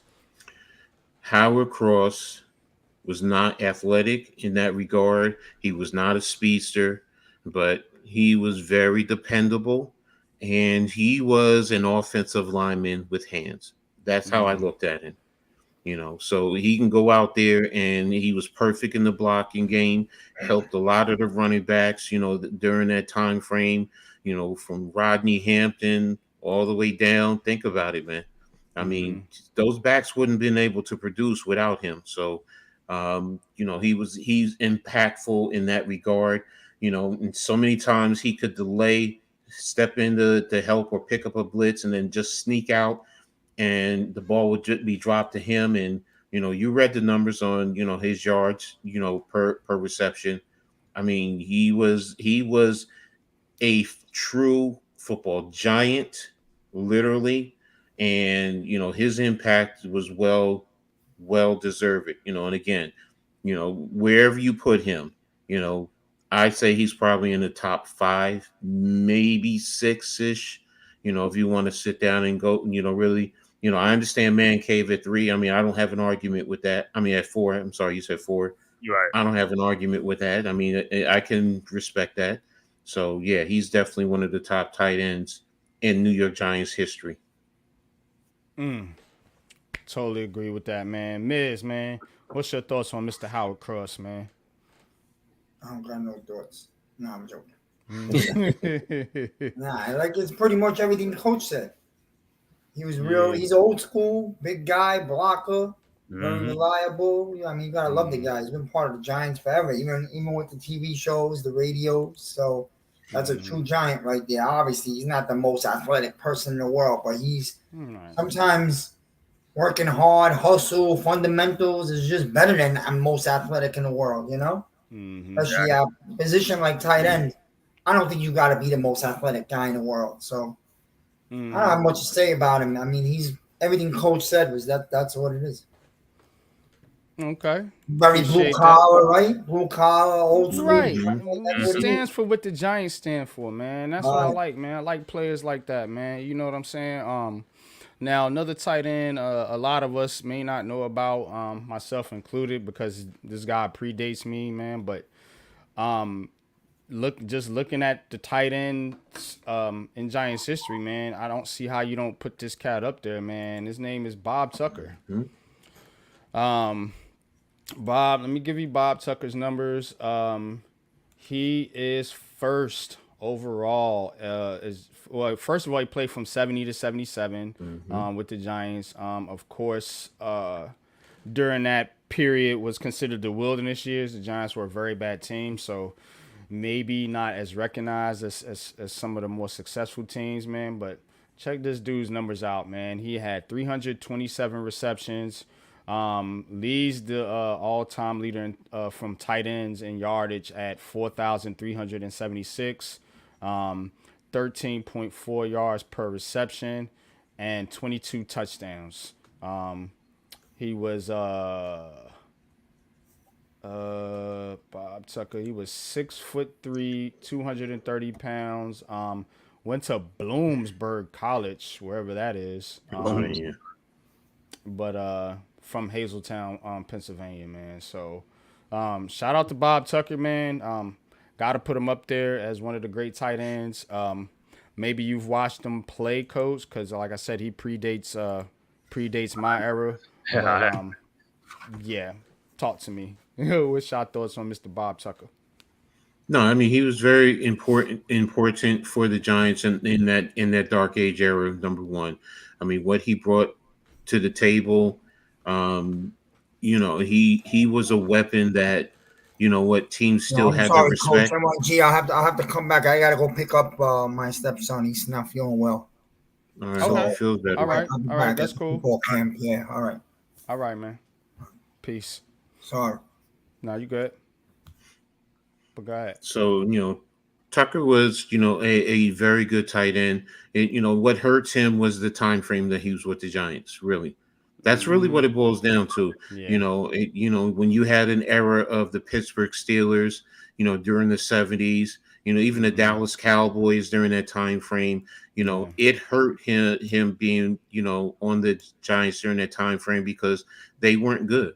So, and this theory, the saying, when you're not good, you're looked down upon, and no matter how good your talent is. So, you put him on other teams where they're winning, he would get much more respect, in terms of his play. So, but, he's a good tight end, definitely, and you read the numbers, he produced on a bad team. So that should tell you how good of a player he was, and that's also in an era where, you were still a run-based organization. You weren't passing a lot. So, right. So for him to produce tells you, he produced in that era, had competition, especially with teams in the division, and the Steelers were dominant, and he still produced. So, and still to this day, his numbers are still up there in Giants history. So think about that. He played 7 years too, so played for a good little while. Some of these other tight ends, except Howard Cross. Yeah, but except Cross is some of the other guys didn't play as long as Bob Tucker, man. So shout out to him, man. What's your thoughts on Tucker? Cave? I'll be like you, man. I didn't see him play at all. I haven't even watched him and stuff. You know what I'm saying? But just looking at his numbers and stuff like that, and what I'm saying, like Coach said, like in the dark and those dark times for the Giants, it's like he probably was the offense for the team. You know what I'm saying? So, and then like the quarterback he had and stuff like that, he was probably the security blanket for the quarterback and things like that. But as far as, like I said, with record wise, I mean, he's up there, you know what I'm saying? But as far as like the impact and things like that, you know what I'm saying? Like I said, I see the other tight ends, like the ones I've watched, you know what I'm saying? But like I said, he's a legend for us too and stuff like that, because, he does have the record. He only played 7 seasons to have 4,000, passing yards is that's an accomplishment in itself. Salute, Sebastian. Appreciate you tapping in, man. Also salute to Diella. Appreciate you, brother. Thanks for tapping in, man. Go sub to Diella, man. I'm subscribed to him, man. He puts some pretty good content out there, man. You know what I'm saying? look, we don't always agree, but you know, it's always respect, man. Mm-hmm. When you give it, you receive it. Pause. But you know what I'm saying, and I mean that as a respect thing. So shout out to you, Diella. Thanks for tapping in and always being a supporter. All right, let's get to the next tight end here on my list. And where is he at? Oh yeah, Mr. Kevin Boss. Oh, Kevin Boss might be one of my favorite tight ends of the Giants, man. Just because he played in you know the Eli Manning era, you know what I'm saying? So you know my age spans across all 4 Super Bowls, but you know I was more locked in, you know, during the Eli Manning era, right. so to speak, you know, because when I was a kid, I was doing more playing sports than watching sports. You know what I'm saying? Right. So I was worried about getting out there, showing what I could do. So, but you know, as you get a little older, you tune in a little more, man. But Kevin Boss might have been one of my all time favorite tight ends, man, and he definitely had an impact, man, on the Super Bowl runs. Kevin Boss, Play that where one you at? point. He played from 2007 to 2010. He had 119 receptions, 1,600 yards, 13.4 yards per reception, and 18 touchdowns. So Mhm. Kevin Boss, 6'7", 255 out of West Oregon, Yes. was a 5th-round pick by the New York Giants in 2007. So Mhm. definitely a big impact. As we mentioned earlier, he stepped up when Jeremy Shockey went down, and as a rookie to do what he did and help us in the Super Bowl, man, was big time, man. Big time player, man. Yeah. One of my favorites, definitely of Giants tight ends in history, man. But Cave, what's your thoughts on Mr. Mr. Kevin Boss, man? And we want to kick it over to Coach. Boss, Mr. Boss. Like I Boss. said, man, the only thing with him is, like I said, the longevity. He ain't played too long, but like I said, the years that he did play was impactful years. You know, for the Giants, it helped them get like a couple of Super Bowls. Well, one because he just retired before the next one. Mm-hmm. He had 2 Super Bowls on his resume and stuff like that.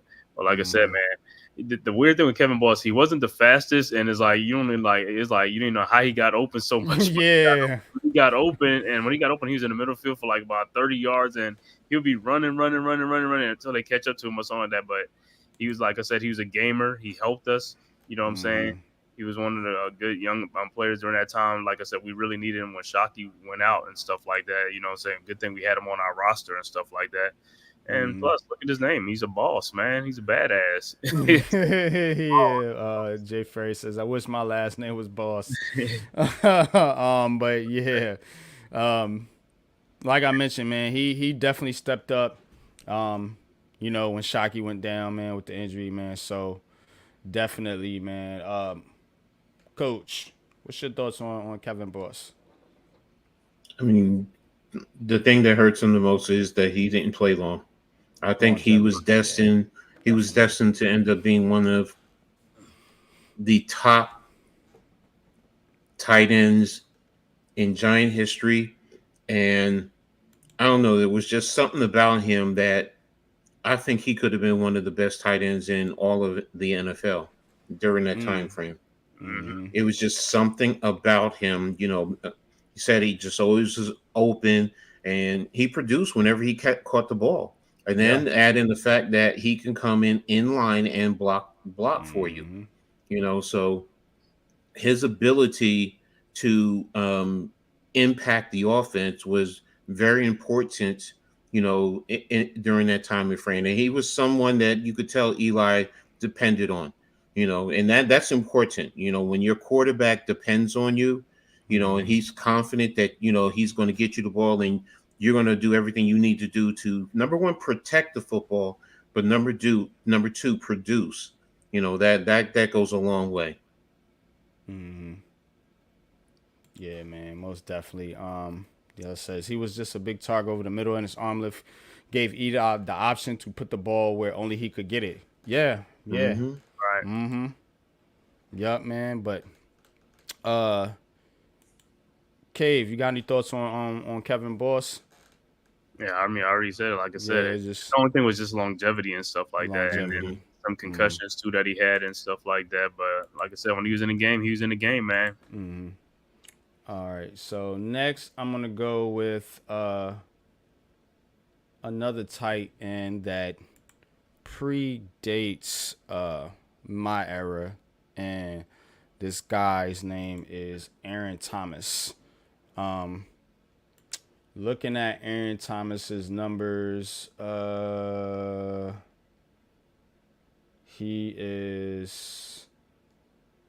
has 247 receptions. First of all, he played from 62 to 70, 1962 to 1970. So, played in a bunch of games, 117 games, had 247 receptions for 4,253 yards. That puts him second behind Bob Tucker, just ahead of Shockey. 17.2 yards per reception, and 35 touchdowns. 8 years is a long time.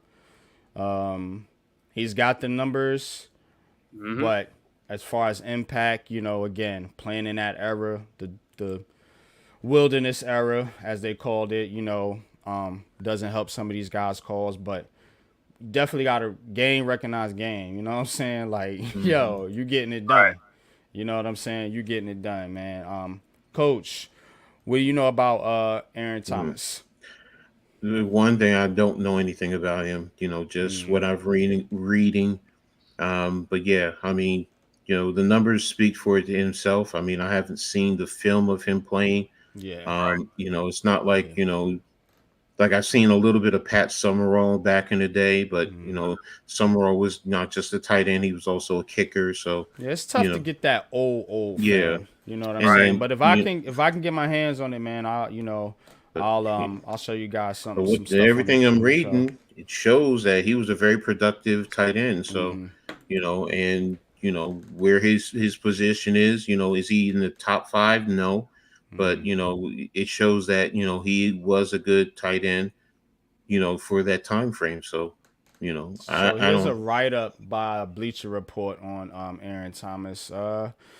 Says Aaron Thomas, a sturdy tight end from the '60s. New York, one of New York's all-time forgotten greats. He was drafted by San Francisco in the 4th round of '61. Played in the era where the passing game was still evolving. NFL had recently shifted to two platoon system and specialized tight ends who had exceptional receiving skills but would have struggled on defense were beginning to find their niche in the game. Says the Giants acquired Thomas 3 games into the '62 season, and he spent the next 8 years in New York. Over that time, we already mentioned his numbers: 35 touchdown passes, which is the most by a Giants tight end to this day. So, again, man, shout out to Aaron, Numbers never lie. Like I said, Aaron Thomas, and yeah. So, yeah, it just looked like he came before. bookends, what's good? Boss Williams, Eli trusted him. Shockey wouldn't improvise too much. Eli didn't know who he was supposed to be. Fun fact from Jay Ferry says Aaron Thomas's son played 10 years too in the NFL. Okay. Cool. What's his son's name if you know? 6'3", 210 at tight end. He is an okay size receiver today. Yeah, pretty much. But Cave, what you know about Mr. Aaron Thomas here? Hey, I'm just like coaching. I don't know nothing about Aaron Thomas. Like I said, and hearing like stats and things like that, he looked like he predated. He was right before Tucker. You know what I'm saying? He was a tight end before Tucker. So that was like, 8 and 7. That's like about 15 years of the tight end, like, during that time, So I don't know who the quarterback was during that time, but, they was, I guess that was their safety valve. Gifford? I say it was Gifford. Yeah, no, what was the other guy? 60s and 70s. Rob Thomas was his son. Rob Thomas. Okay. I want to say it was Gifford. Wasn't it Tarkington? Fran Tarkenton? Because I know it wasn't Tittle. Oh yeah, I think it was Tarkington. Was a quarterback during that time? I think Tarkenton came in the 60s, right? Late 60s, early. Or was it early? So it could be Gifford and Tarkenton. Those could be the two. Yeah, so that was like shit. But like I said, but if you look into his stats, so like I said, stats put him up there, as far as the top, what I'm saying, as far as like yards, reception, and things like that. But like you said, as far as impact, that was during the time they were a bad team. Yeah. Tarkenton played with the Giants. Son of a pitch. I'm trying to pull it up now. Yeah, I got it. And he played with the Giants from 67 to 71.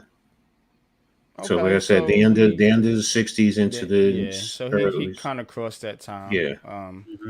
So yeah, all right. Last guy I'm gonna talk about here, and then I'll get into a couple honorable mentions, and then we're gonna wrap up the show. The number one tight end, Zeke Mowat.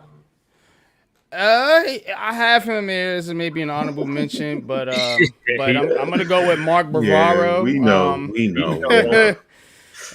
Mark Bavaro, who by many accounts is the best Giants tight end in history. One could argue maybe Jeremy Shockey or even a Bob Tucker, who has the stats to back it up, man. But look, man, as far as tough grits, like I mean, it don't come much tougher than Mr. Bavaro, man. 1985 to 90. He played, of course, during those 2 Super Bowl runs. 266 receptions, 3,722 yards, 14.0 yards per reception, and 28 touchdowns.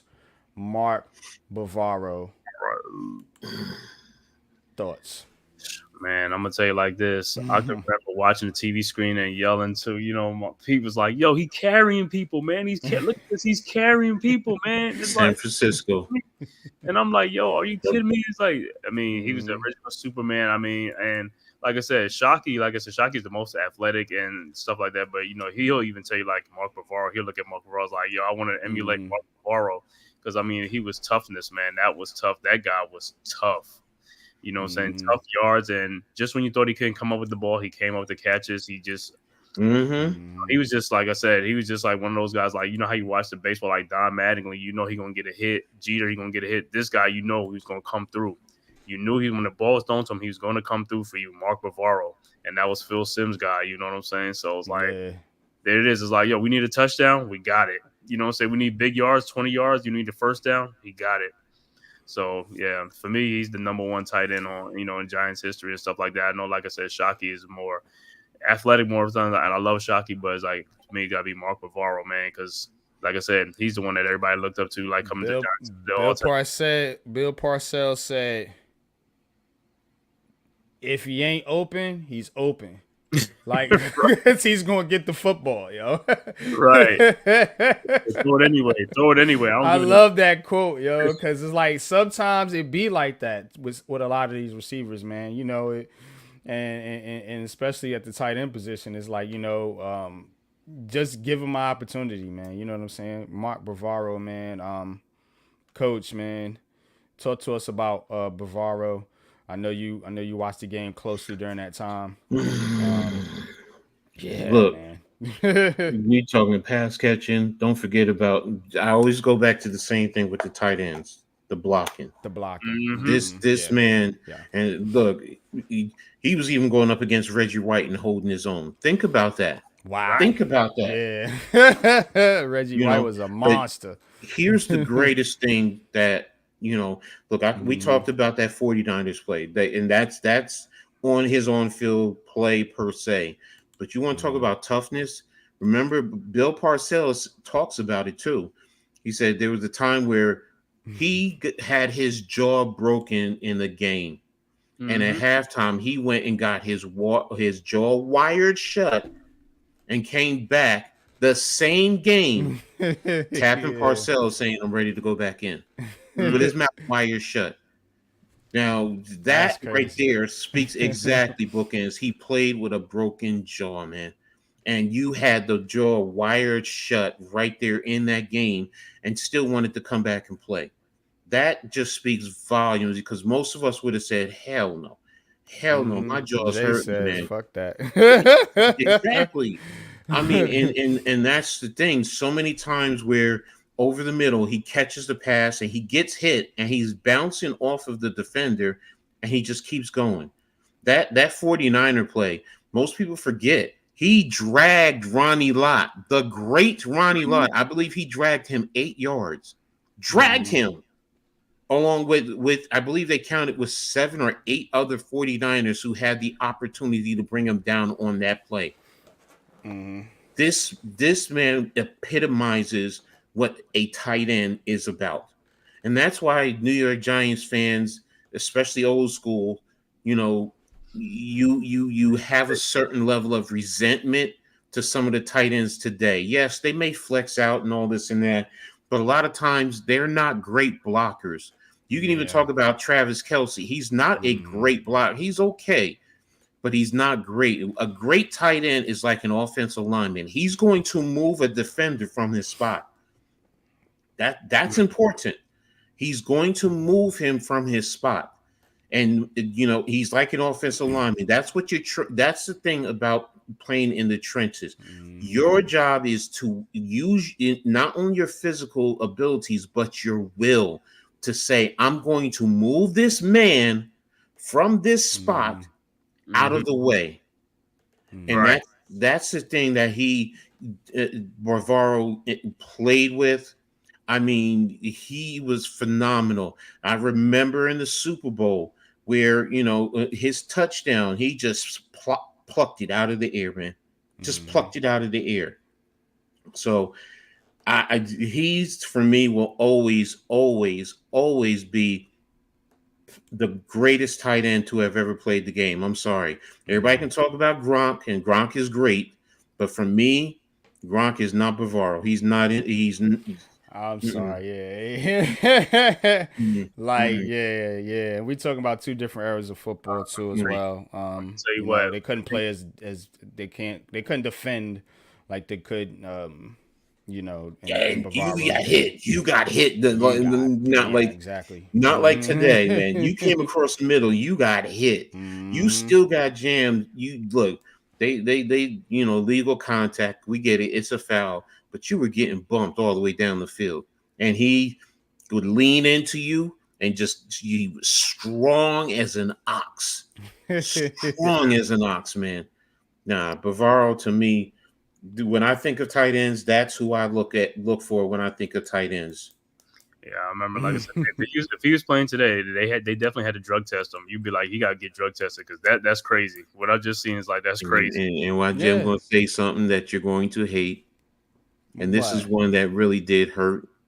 But when he left to go to the Eagles, he did play for the Eagles. And it hurt. That hurt me when he did go there. That was this, yeah.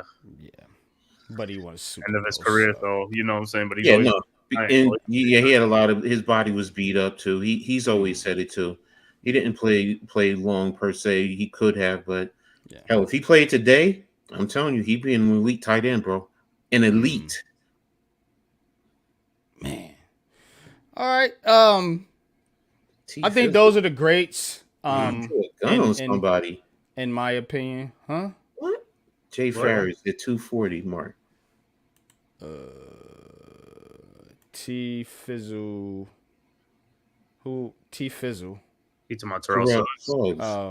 Starbucks. He drew a gun on something. Is this recent? No, I don't think it's recent. I think it's but he did. I remember it was an incident with Starbucks. Oh, okay. That's crazy, man. Yeah, it was in Arizona.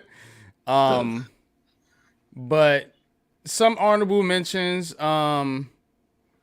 Of course, everyone's favorite, Evan Ingram. Mr. Dan Campbell played tight end for a little bit. The aforementioned Zeke Moat played back in the day. That's what I mixed up too earlier with whatchamacallit, with Howard Cross. Yeah. But couple players Travis didn't. Beckham. Travis Oh Beckham. my God, that's Nah, like I can't even put look, him as no, an no, honorable mention. that's like saying Derek Brown to me. That's like saying Derek Brown to me. Hell no. Hell no. A guy that I would give an honorable mention, but he only played 1 year, was Martellus Bennett. He balled out that Yeah, he 1 did. year he played. He played real well. Got a big contract I too. was hoping he stayed. I did. I admit it. He was a tough son of a gun too. Him and his brother. Yeah, he was real physical, man. But yeah, man, those are the top tight ends in New York Giants history, man. And again, you know, I like studying history, you know, because a lot of times the past dictates the future, you know, and this world works in a circular pattern, you know what I mean? Meaning that, you know, goes around, comes around, shit comes back, you know. So I always like to view history, and I like to do this too, to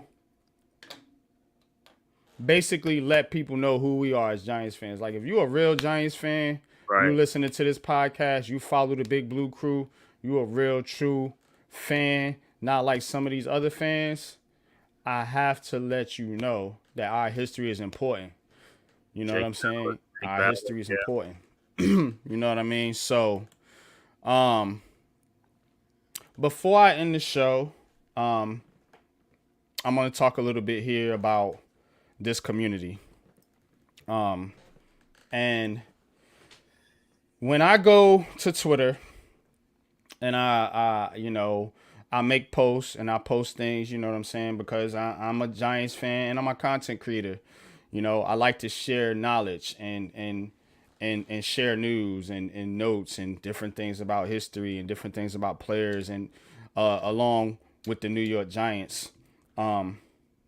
I get trolled a lot.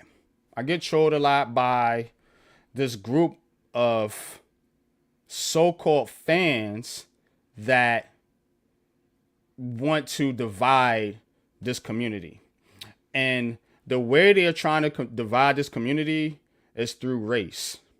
And I need each and every one of you that listens to me and that listens to my show and that listens to the Big Blue Crew. You know what I'm saying? We're not about that shit. You know, we have a diverse group of people. You know, we rock with people from all countries. You know, we got people in the chat from different countries that listen to us, from different backgrounds that listen to us.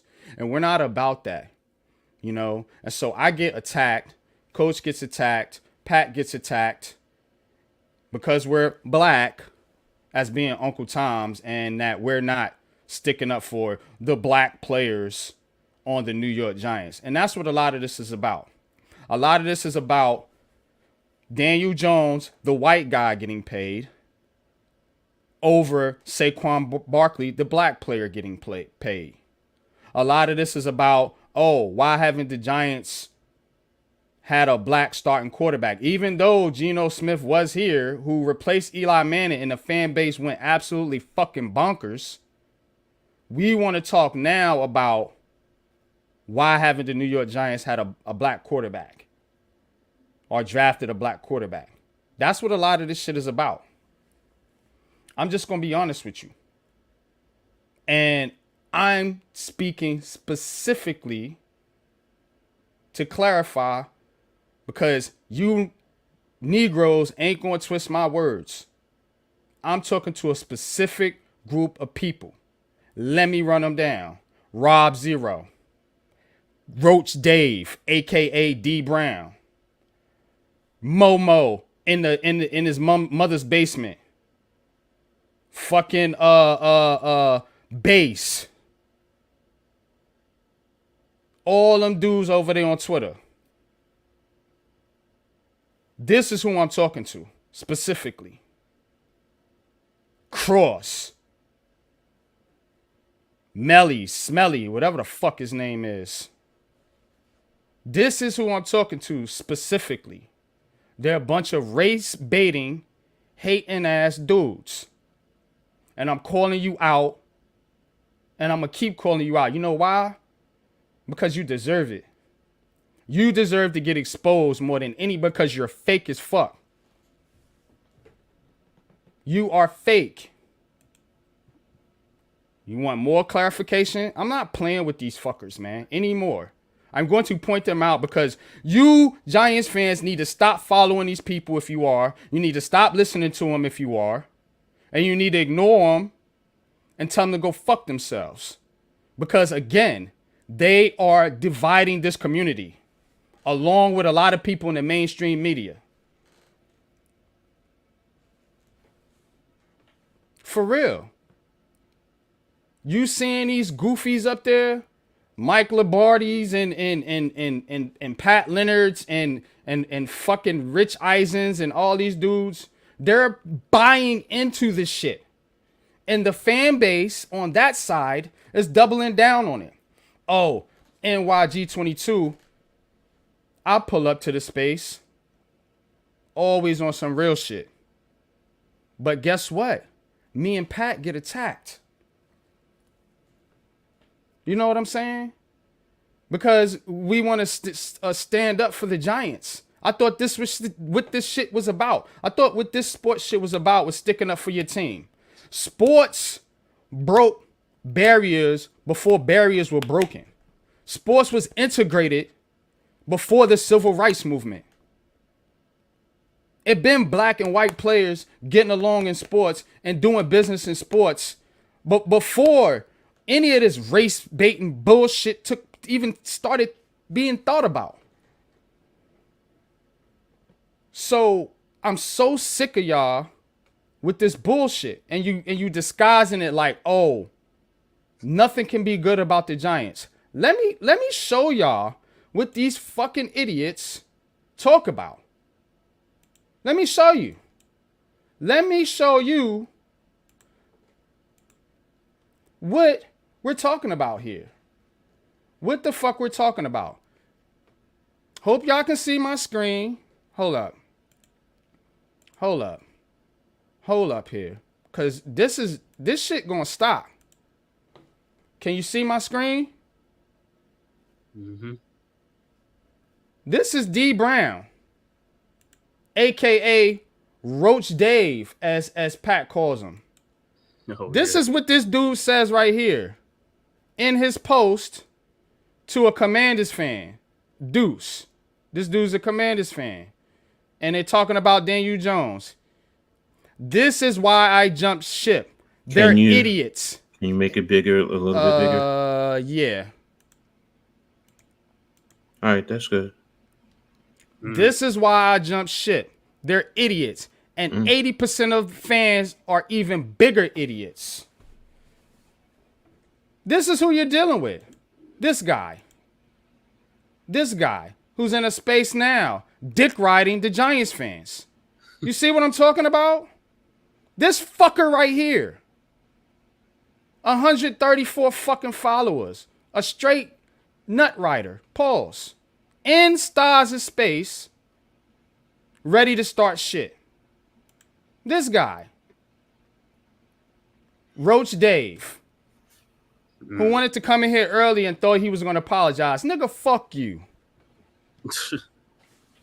Fucking with you no more. He's one of them. Who's next?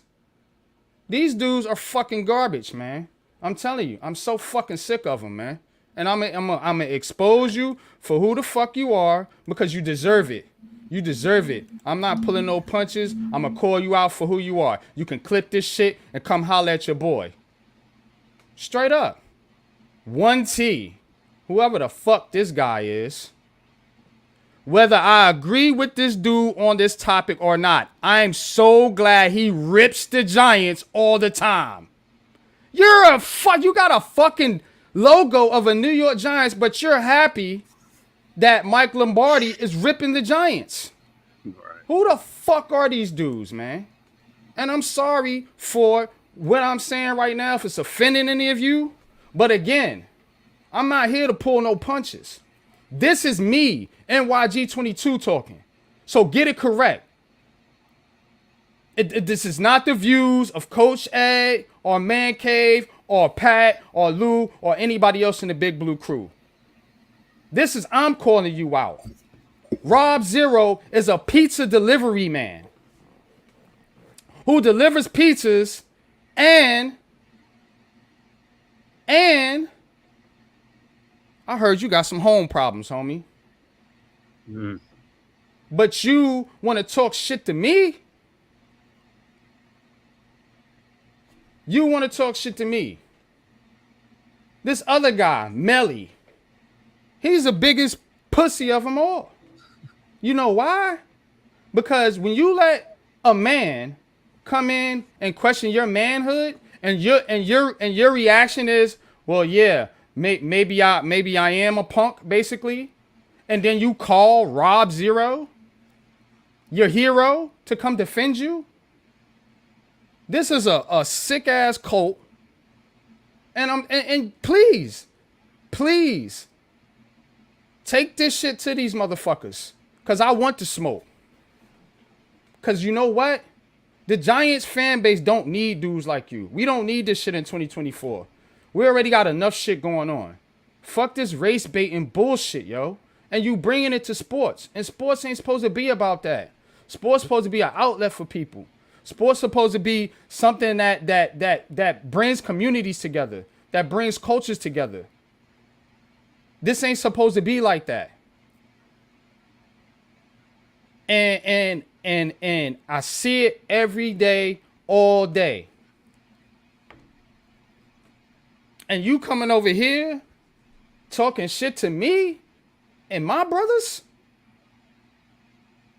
Pat, who has put players in the NFL, you calling him fake?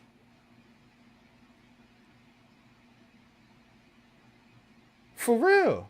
This man, Coach Ed, has coached on several different levels of football. You don't know more than him. Me, I'm a fan. But guess what? I'm smart as fuck. Way smarter than you dudes. And I do know my shit. So stop playing with me. If you want smoke, pull up. That's all I ask. Pull up. You know, because this is getting old. You know? Shout out to people putting out real content. We already know the Big Blue Crew. Shout out to the Hardcore Sports Network. Shout out to the Shakedown Media crew. Shout out to Talking Giants, even though they ain't put us on their list. Still fuck with y'all. Shout out to Carl Banks and Bob Papa and Paul Dottino and John Smelk, Howard Cross, Lawrence Tynes. Shout out to Patricia Traynor. Shout out to Art Stapleton. Some real beat reporters. Like, come on, man.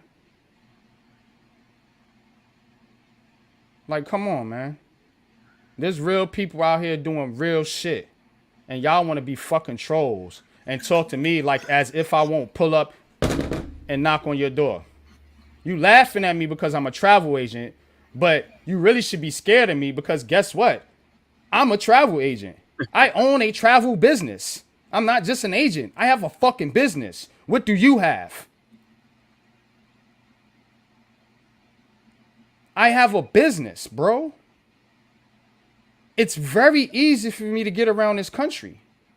And y'all so stupid, you put your locations on Twitter. Asshole. Melly. We know you in Fayetteville. Stupid. Right around the corner from me. Stupid. Don't talk tough. And then a lot of y'all are little kids. And for real, if you're a little kid, just stay out of grown folks' business. That's all I'm saying. Where your parents at, bro? Because y'all shouldn't even be on here talking to grown men like that. Straight up. So, line is in the sand, man. That's all I'm doing. The line is in the fucking sand. If you over there, stay the fuck over there. I'm not fucking with y'all no more. I've wasted enough time on this bullshit with the New York Giants and these fucking fans that are pissed off over one fucking player.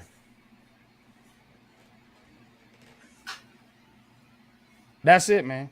That's what I gotta say. And anybody that wants to say some shit, I'll put the link in the chat. You can come up here, you can talk to me like a fucking man. Instead of this gee gee hee hee ha ha Twitter fuck shit. I'm grown, homie. Like for real. And I don't play games. I got kids y'all's niggas age.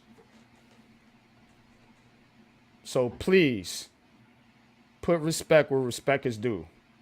You know what I'm saying? We put in the work over here. And I fuck with the people in the chat and the people that follow me and that support me and the crew. And you know I ain't talking to y'all.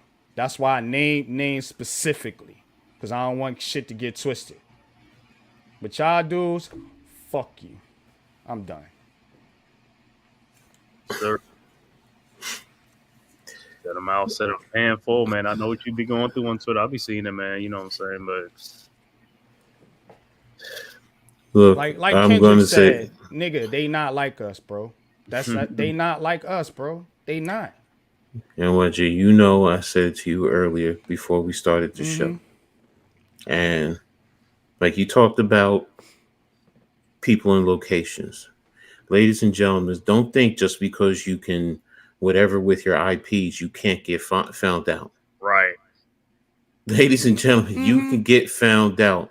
If you can have anybody hacking into the federal government system,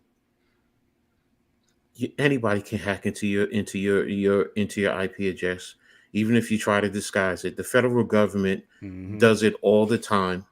When they go to court, you can get caught. You can get got. That's why the internet is a good thing, but it's also a dangerous thing.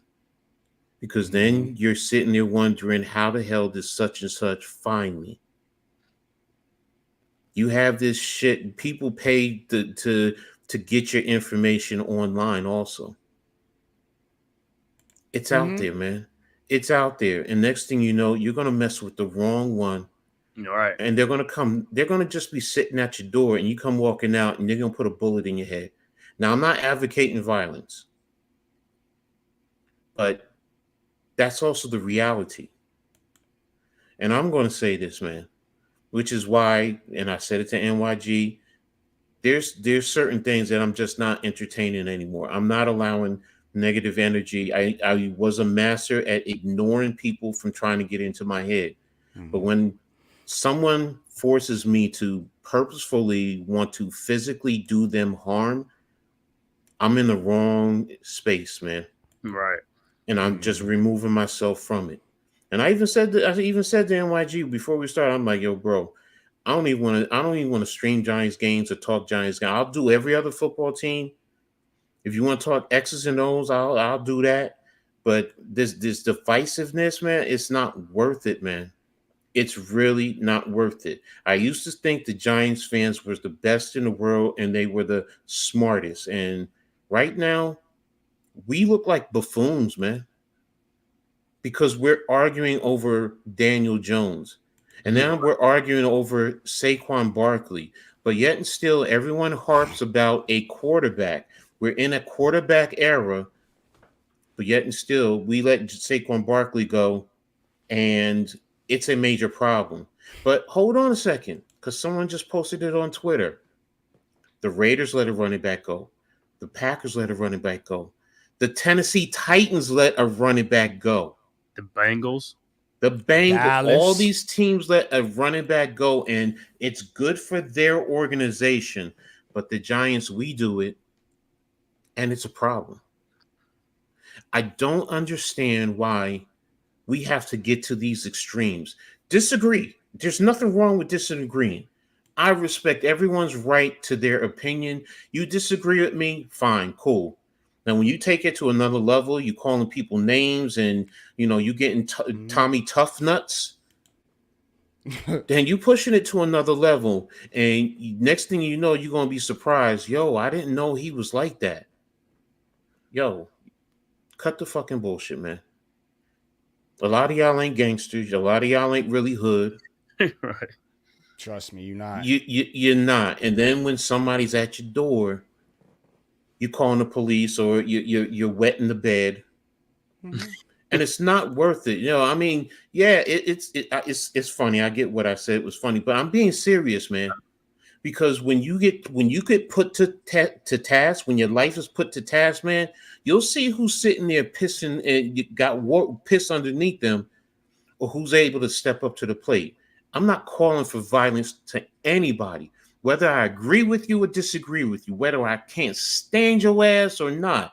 You don't deserve that. But sometimes you got to think before you speak. You got to think. Don't think because it's just the internet and you could do whatever and say whatever, man. Bro, I'm telling you from living on this earth 57 years, I've seen some shit, bro. I've seen some real motherfucking shit. I've seen shit that most of y'all be like, yo, coach, you've experienced that? Yeah, man. I may talk like this, I may act like this, but don't get it twisted, man. I've seen a lot of shit most of y'all will not be able to handle. And it's not worth it over football. Right. Over football. Football is a game. I love this game to death. It's the best game in the world. But we are going way too far. You're letting politics come in and influence things. It's football, man. You want to get tough? Put on the football pads. Go out there and play. Look, I'm telling you right now, y'all can go play minor league semi-pro football world. You want to get your shit out? You want to get your aggression out? Go play. I've seen dudes 60 years old playing. So it's not like you can't play. You really want to play? You really want to be? And I'm not talking about PlayStation and Xbox and Madden and NCAA 25. Yo, put the pads on, baby. Put the pads on. Let me tell you something. I'm disabled. I have my walking issues, but I'm gonna tell you, I'll put my pad. I'll put my pad. No. NYG. Let me tell you something. My big ass. That's what I'm ready for. No, you talking about the glove. You put the pads on and you line up against a 350-pound man, and when he explodes into your ass and he's laying your fucking ass on the ground and he's laying on top of you, first of all, you a bitch. Right. No, that's what I'm talking about. Yeah, they might be able to throw their hands, but you ain't gonna handle somebody exploding as soon as that ball is snapped and they lifting your ass up and driving you into the fucking ground. That's what I'm talking about. Put the pads on. I'm telling you, I'm disabled. I'll give you that one play. I'm telling you, really, I'll give you that one fucking play. I may not be able to walk after that, but I promise you, on my dead wife's grave, man, I promise you, you're going to remember that shit for the rest of your life. And I'll tell you this one last thing.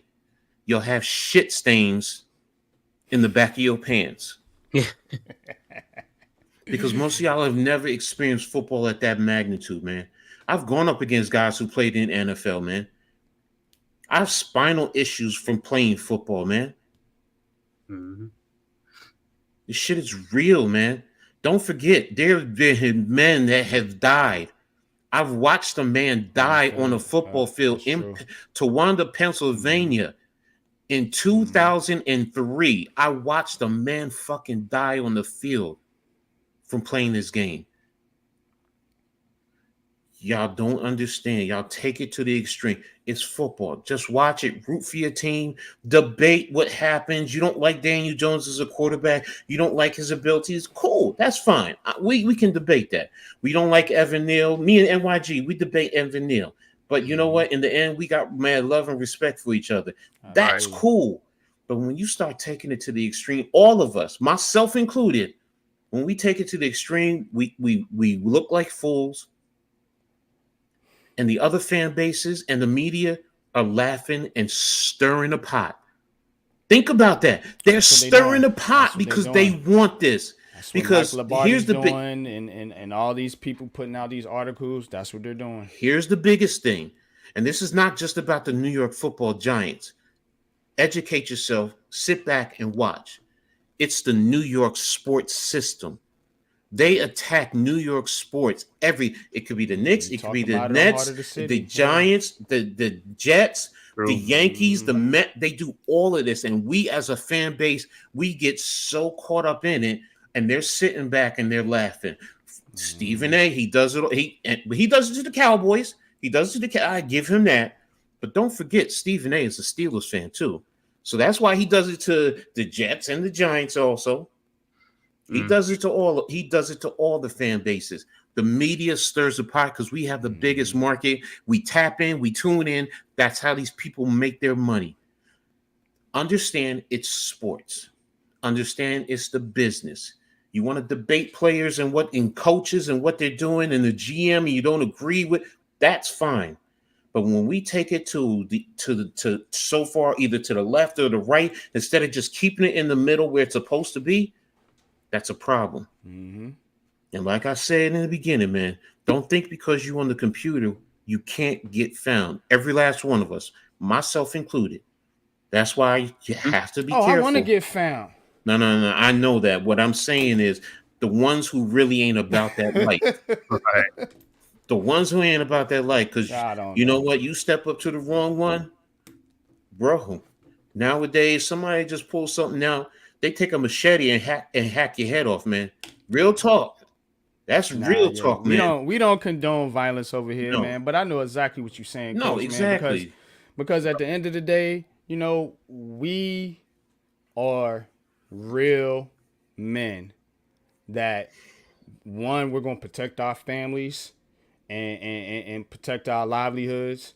You know what I'm saying? So when you talk like that as a man, of course I'm a be on the defense. You know what I'm saying? I don't go around. It's not like this that one of these people that go around looking for trouble. I don't do that.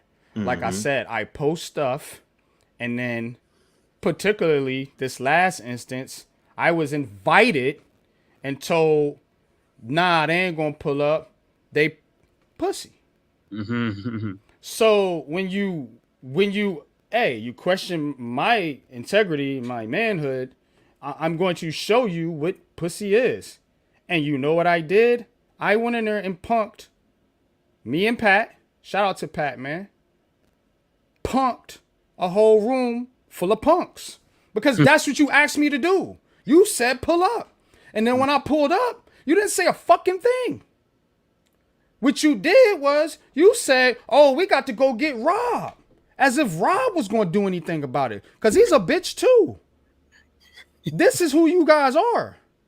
You're a cult of sorry ass suckers that are punks, man. That's all I can really say. You guys are punks, man. But by the end of the day, man, if people put content up, like if you don't like it, just don't watch it. You know what I'm saying? That's what you gotta do. Just don't watch it. Don't. What's the old adage? Hit the X in the upper corner. Right. Man. It's just that simple. I do it all the time, bro. I do it. All come on here and debate. I know. That's what it's about.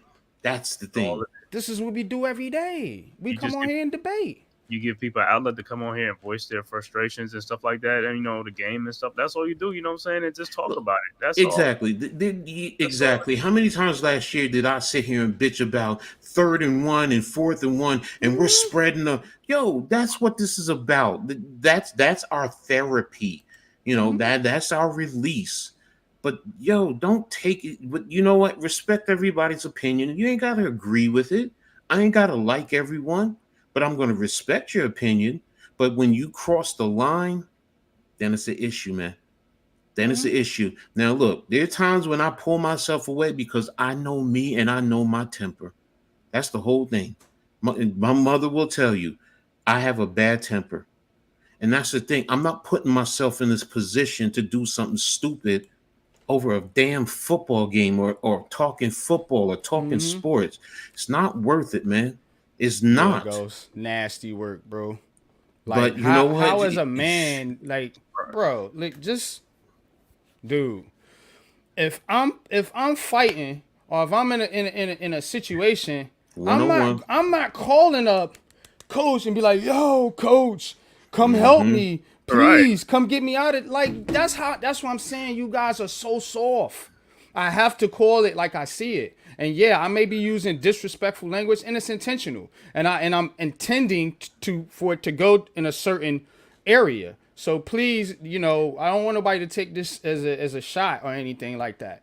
You know what I'm saying? Because I'm intending it. You know, Ashton, Mace, for all you guys, bro. Y'all all fucking cult, bro. Y'all some hoes. Jay Ferris, Ghost, I'm going to say this. It is not the debating that's the issue. Nah. It is people do not understand. First of all, they don't understand the rules of the game. They don't understand the rules of debating. They don't. They really don't. Rules to this shit, Tony. You know the game. Exactly, and that's the whole thing. You have to understand when they debate. First of all, when they're on that show, they're putting on a show for you. Right. That's what y'all don't understand. That's what some people don't understand. They're putting on a show. They get paid to do that. Ratings. They get paid. Exactly. It's about the ratings. So it's not the debating. Trust me. Like I said, NYG and I do it, and we don't get paid for this. Yeah. We do it. But it's not even them dudes on Coach. It's not even them dudes on TV. It's the Twitter dudes following them dudes. And you know what I'm saying? And like I said, some of them will debate you respectfully. You know, Mace can debate you respectfully. They uno, even though they tend to always disagree with what the fuck we say somehow. But they don't tend to take it to a disrespectful level. Exactly. I'm talking about these motherfuckers that take to a disrespectful level. Exactly. Dilla comes in here and debates. Me and you have had debates. We've had debates with Big Dash, you know, Charlie Vassiano, you know what I'm saying? Like, still respect though. It's these dudes that and like I said, they're like kids, man. I want to take my belt and literally whip them like a little kid, bro. That's how I feel right now, bro. You need your ass whooped. But yeah, I'm done, man. Cause yo, y'all get me going, man. Like, yeah, bro. You know what I'm saying? We all get it. And look, you know, they're gonna think like, you know, we're on this side, and same thing he's saying, NYG saying, they're gonna say the same thing. Oh, you're cold over there, blah, blah, blah, blah, blah. Okay, fine. We're cold. Whoop-de-doo. You know what? Bottom line is you do your thing over there. They think we like Daniel. Like, I don't argue for Daniel Jones over here. Look, but that's why it's so weird. It's so weird. No, they don't know the story where you weren't even defending him when you first got in here. You were against him. But the thing about it is, I defend him based on narratives that are stupid. Like, he's the worst quarterback in the NFL. That's dumb. This dude, I mean, that type of shit is what I defend. Look, I'm going to say this. As far as me, I can only speak for me. I'm a fan of the New York Football Giants, not players. Because players are, what do I always say, NYG? Players are assets. They come and go. They come and go. Coaches come and go. General managers come and go. The only thing that's staying the same is the owner. Now, I'm not a big fan of the owner, but I'm a fan of the team. That's what I'm a fan of. I may like players. Look, I still like Saquon. I'm not gonna lie. Look, everybody else can hate him. All right, I don't care if they. I love Odell. That's family to me. You know what? Everybody else can whatever. You know what? Cool. That's your right. We all have our opinions. You know, as long as you respect me, I ain't got no issues. If you want to say no, coach, I don't like him, blah blah blah for ABC. Okay, I respect that. But you know what? When you start taking it to this, like when you start personalizing it with me, when you call me a coon, well, not directly, indirectly, when you call me a company man and I'm towing the line. And one thing, coach, I don't even care if it's indirect or direct, because it's this thing called passive aggressiveness. And I can't fucking stand that shit, bro. I'm a New Yorker. Say what you want to say and say it to my fucking face. That's why I call out names and I talk how I talk. I'm not scared of you. I'm going to direct my energy at the people that fucking need it, that deserve it. You know what I'm saying? So it is never going to be no indirect subliminal shit with me. But I'm calling out who the fuck I want to call out. That's the point. That's the point. That's my point. But when you got other cats saying, "Oh, you're a company man and you told the line," what? First of all, do you understand? You just called me a coon. Basically. But yet and still, you talk about black this, black that. Yo, man, that to me, that's hypocrisy. Yeah, that's hypocrisy. That's why, you know what did I say? I don't deal with him. I don't speak to him. I don't even mention his name, whatever the case may be. He goes about his business. I go about mine because I'm not putting myself in a position to do something stupid. I'm not. And you're right, Ghost. It's about the logo. Whatever team I root for, it's about the logo. Players come and go. Yes, I want the players to do well for my team. Yes, I do. Always. But you know what? It's not the players over the team. It's not like other fans who they root for the players. So if the players jump from team to team to team, that's who you're rooting for. Or if a team drafts this player or gets this player, you're going to that team because they got that player. Okay. Well, you have that right. First of all, I will say that. So, in terms of your rights, I do say you have that right. But don't sit here and think that I'm looking at you like you are on a buffoon, like you are stupid. You want to call me a coon? Yo, man, you are what I call a prison bitch. Because if you're in prison, you're gonna be washing my drawers. Make sure you get the starch in there. Don't mess it up. Because if not, you get in the shank, bitch.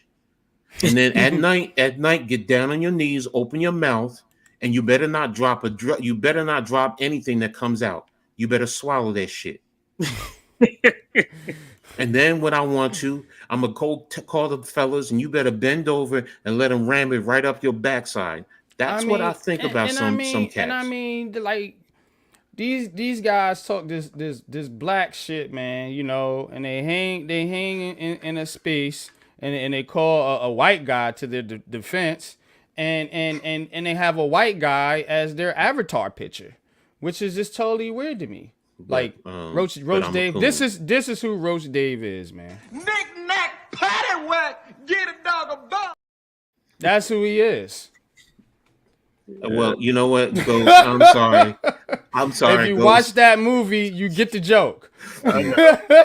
Ghost, if there's kids on here, I apologize. It really shouldn't be kids on here. Yeah. But because anyone who knows me knows I don't do that. Usually, if I know kids are on here, I'm telling you, there's I jump off. I'm like, oh, you're how old? You're 16. All right, I'm out.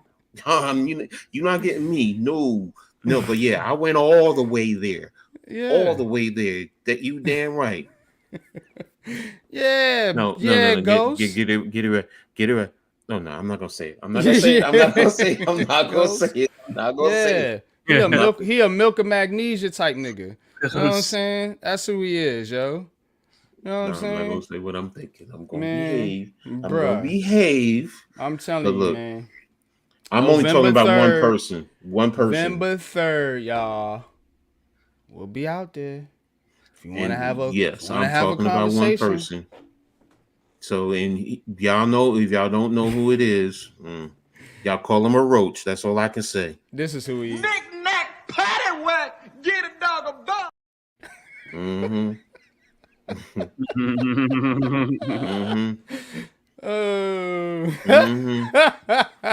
Get that whip out on their asses too, right? Yeah. Yeah, I had to hop in for this conversation. November 3rd, pull up. I'll be in your city. I told him, bro. November 3rd, we'll be out there. You can come get that official leather to the face. The gun butt special. Or the slice work. Either way. All I have to say is, you know what? Motherfuckers fuck with the wrong ass dude. then I'm gonna say this because you know me and Luke gonna know exactly what I'm saying. Y'all gonna get the nigga out of me. And anybody knows me, and they laughing, but anybody knows me. I don't use that word unless it's derogatory and malicious, and that's what I mean.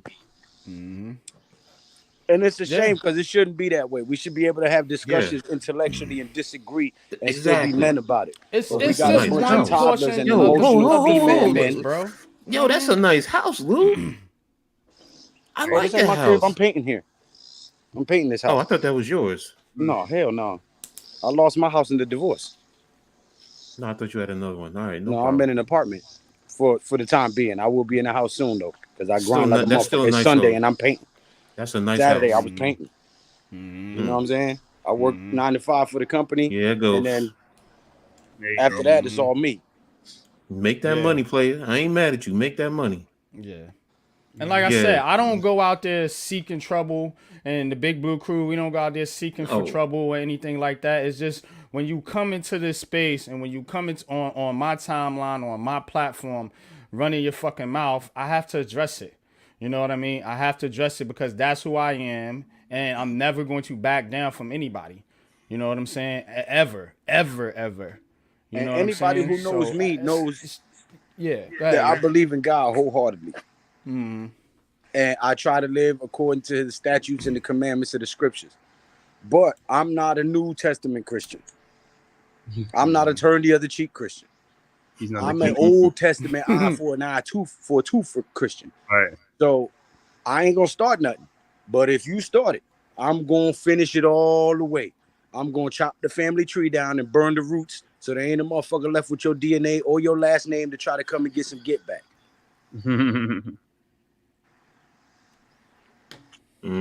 But other than that, I'm peaceful, bro. I keep it cool. I'm cool with everybody. I go to chill with my peoples, make my content, watch the game, gather my data, do my analytics, and give my content.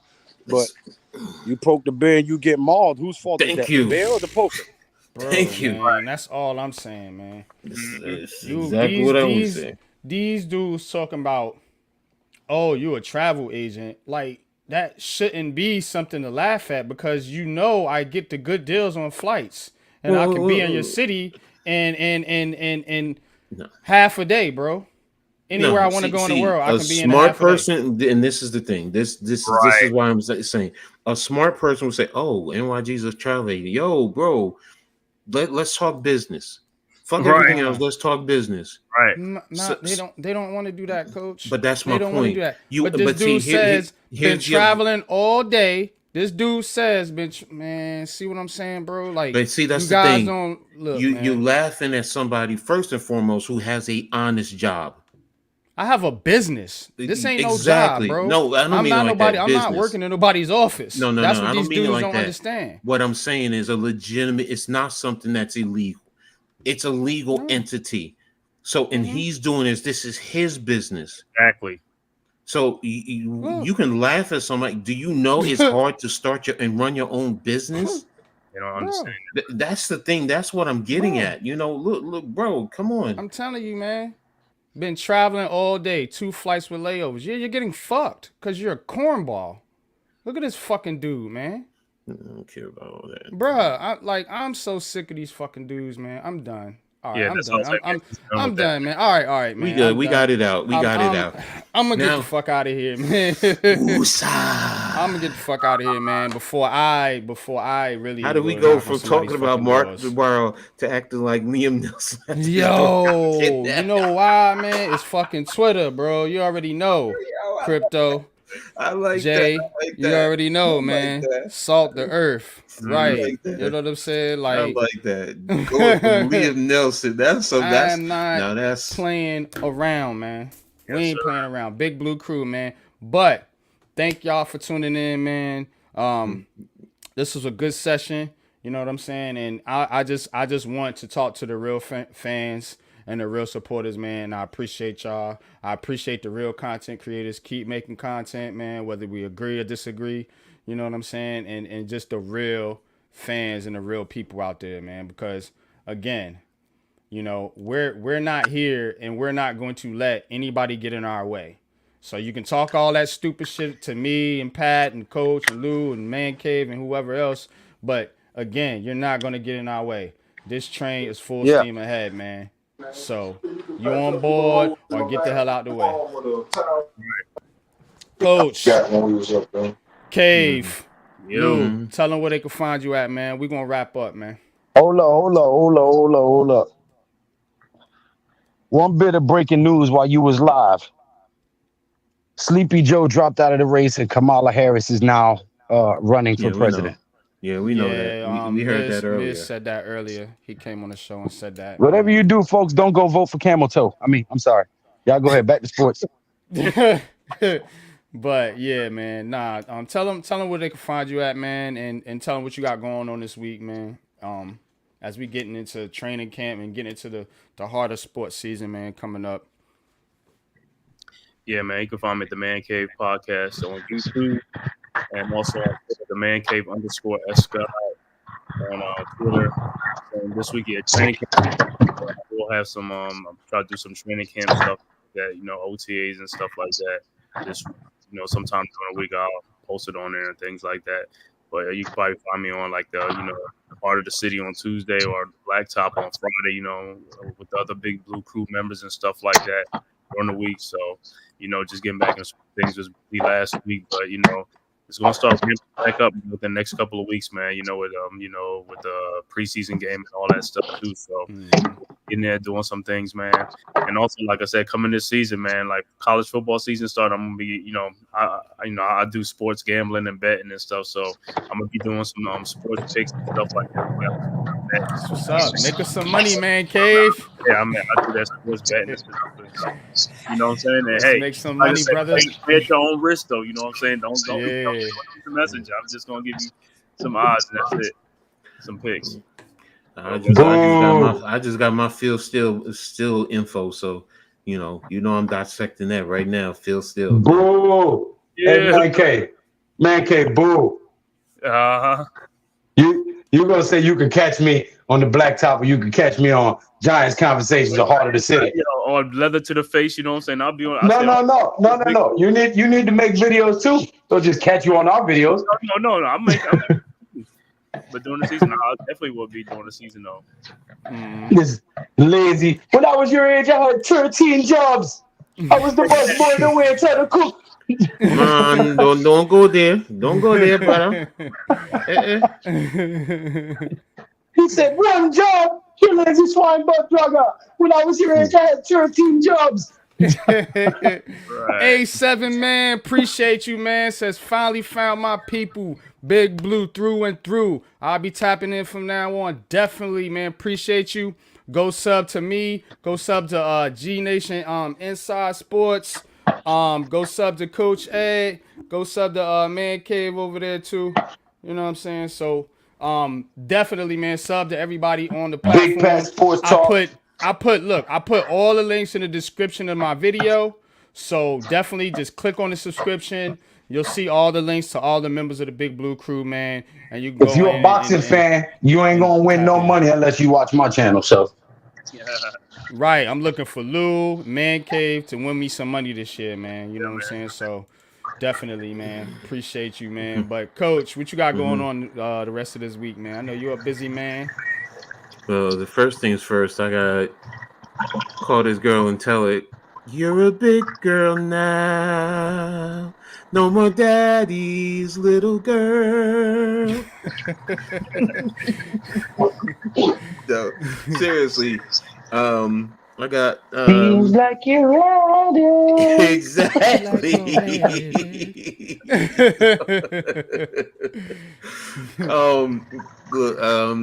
This week I'm on my grind for Coach Ed's Coach Ed's Reading Attack Sports Show Live.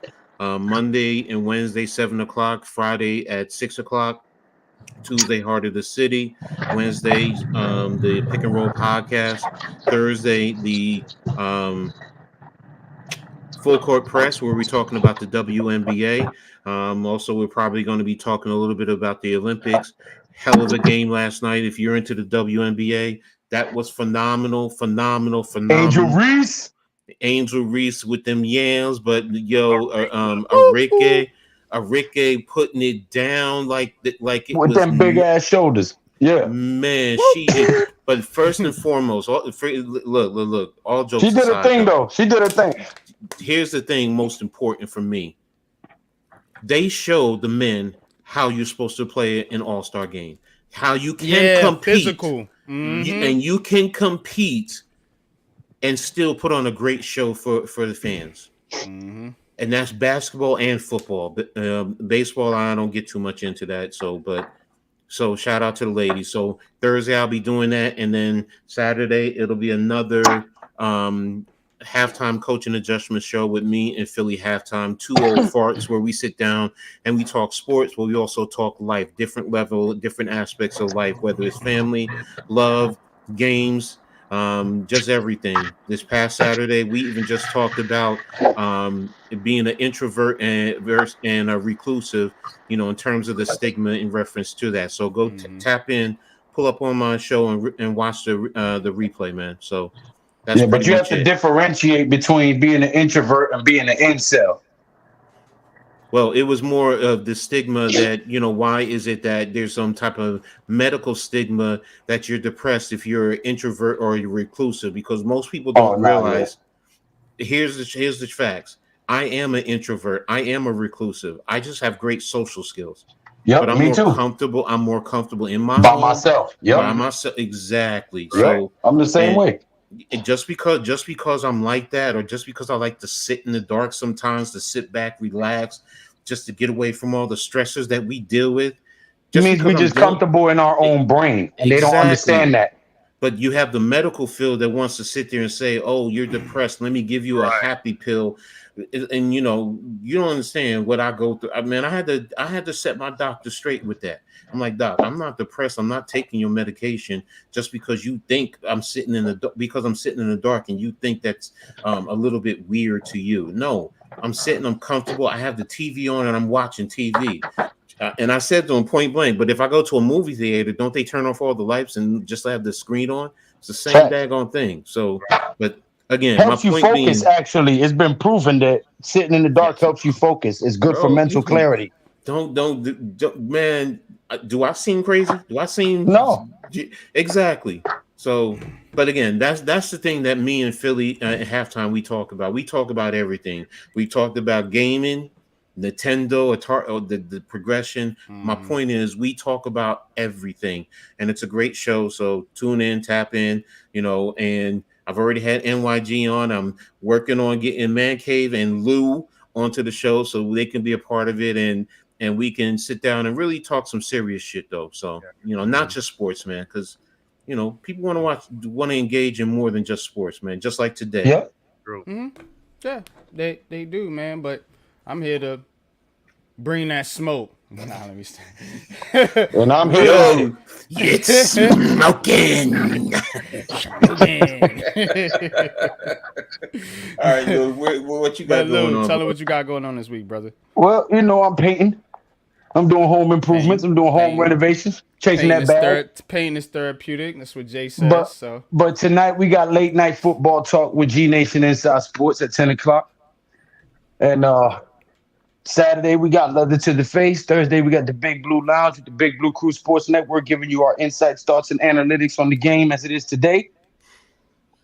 Mm-hmm. And Monday we will be going back to our Monday Night Madness.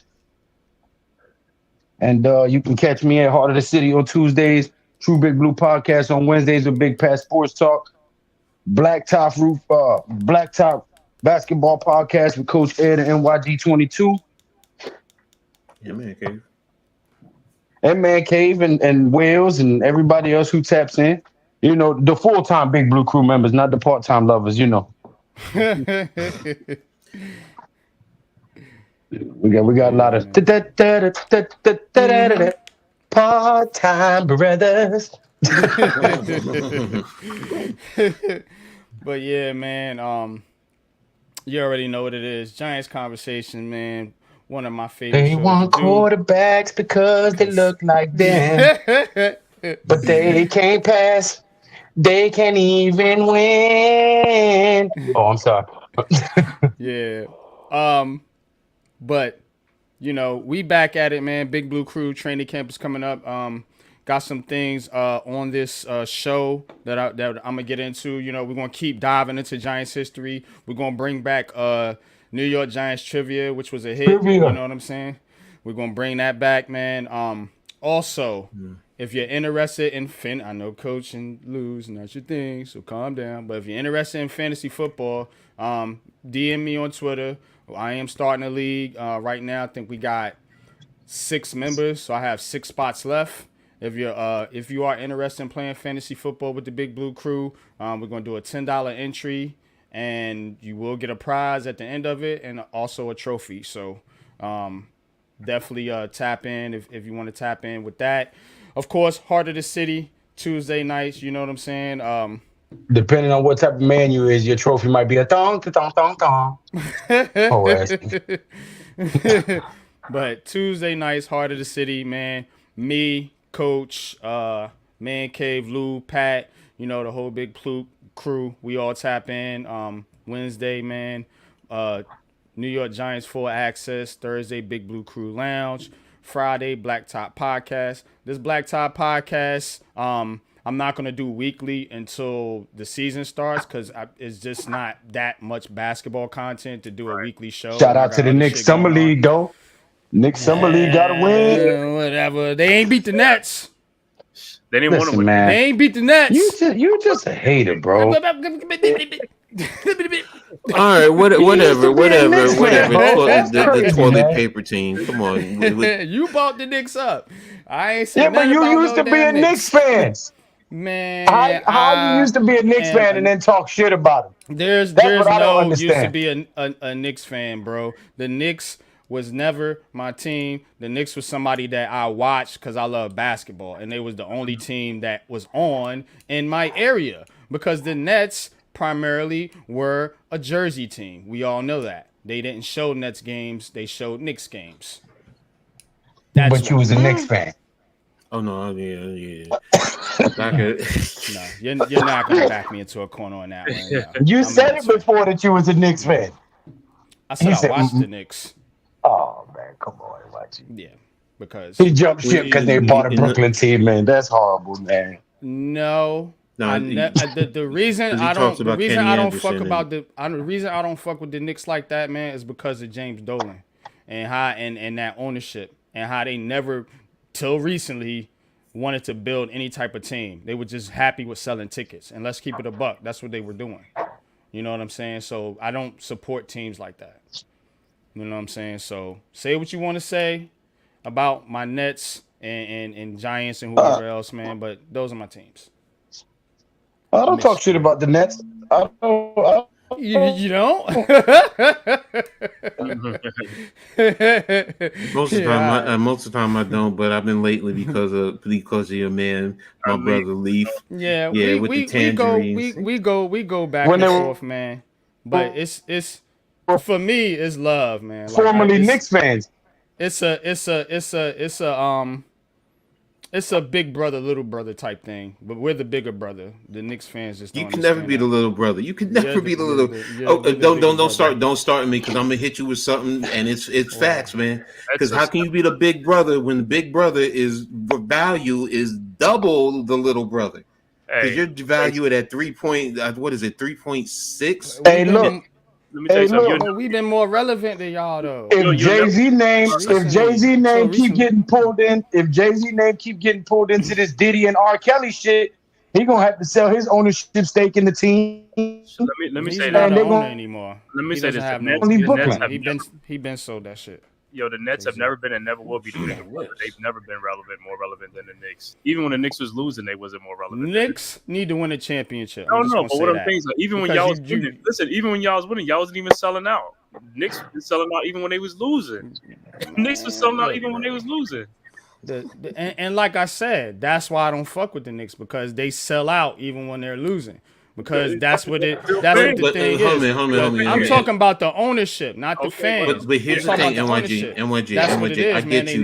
They never wanted to put a team around that until Leon Rose came in there and started. The Brooklyn Nets is like that Will Ferrell movie. Semi-pro. That Will Ferrell movie. Here's the thing. When you talk about ownership in that regard, but here's the thing, NYG. When you talk about that in that regard, I get what you're saying from a fan's perspective, but you have to also look at it from a business perspective. That is their job. That's really what they're about. They're about making money. So yes, if they're going to sell out. Here's the thing.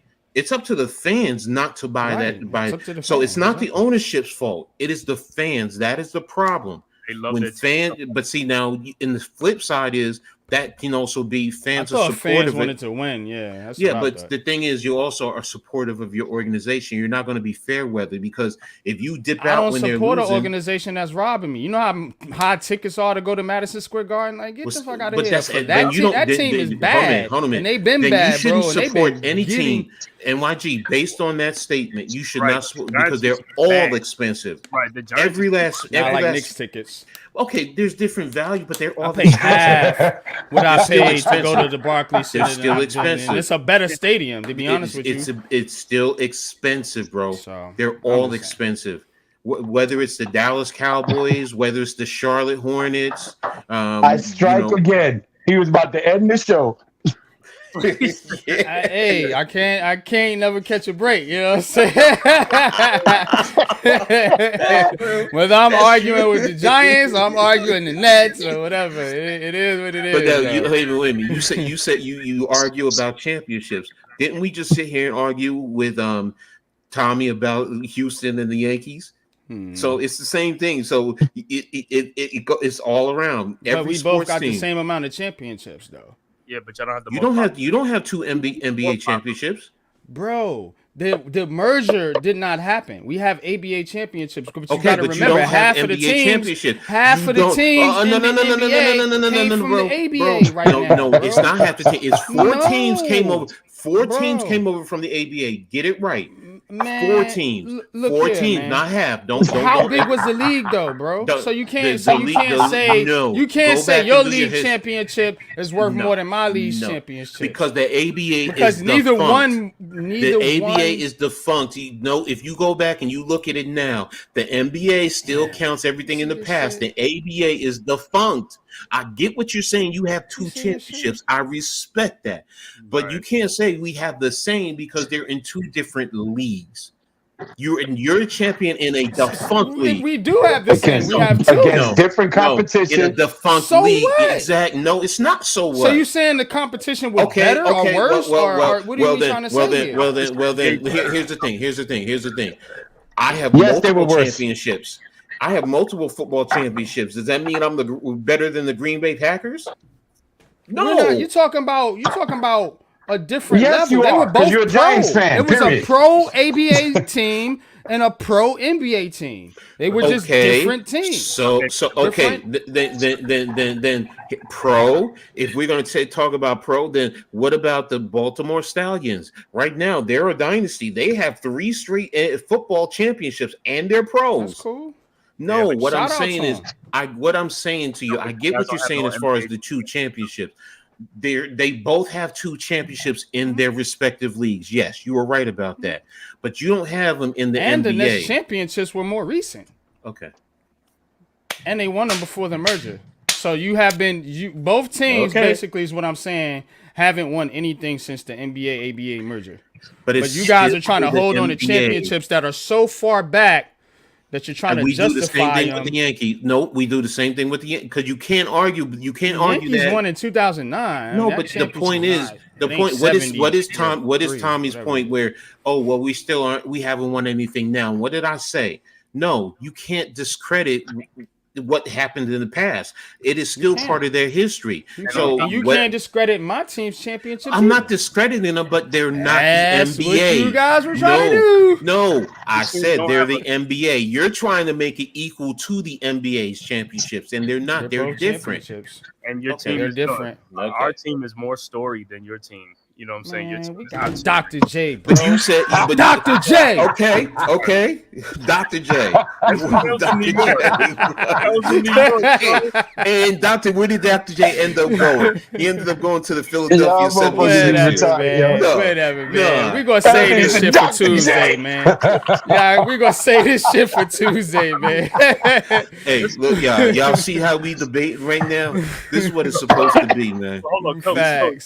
You guys don't even have a fan base. That's why you moved from New Jersey. We got a fan base, yeah. No. They might all live in Brooklyn, but goddamn it, it's a fan base. Stand up, Brooklyn. Stand up. That ain't no fan At the base. bus stop. Yes, it is. You No, don't no. dare disrespect my borough. Yo, the Knicks we the best fans in the world. Then why is it Fuck that that. when the Knicks and the Nets play in Brooklyn, it's the majority of the Knicks fans owning that stadium? Man, they intruders. Just like they like Cowboys fans. They come from all out the woodworks and shit. There. But if you had the fan base, we wouldn't be able to intrude. If you had the fan base, bro, I get it. You got a larger fan base. I get it. Just like Dallas has a larger fan base than the Giants. There's nothing we can do about it. So is the Dallas Cowboys better than the Giants just because they got a bigger fan base? Stop playing. The Giants have an equal fan base. Yeah, Dallas has the largest fan base in the country. They got the largest, but we right there, man, bro. But still, we comparing fan bases though, right? Right, but hold on, but you don't see. We Y'all saying travel we better. don't got no fan base.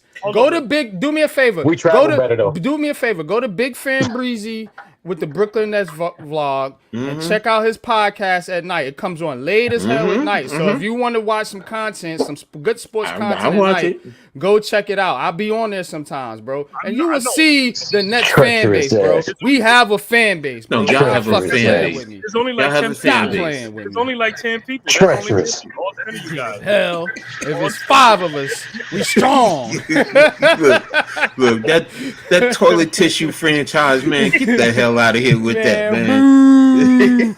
Boo, boo, boo, boo. We getting the hell up out of here, man. Appreciate each and every one of y'all for tapping in, man. And that's right. Go Brooklyn Nets! Brooklyn! Brooklyn! This man! Brooklyn!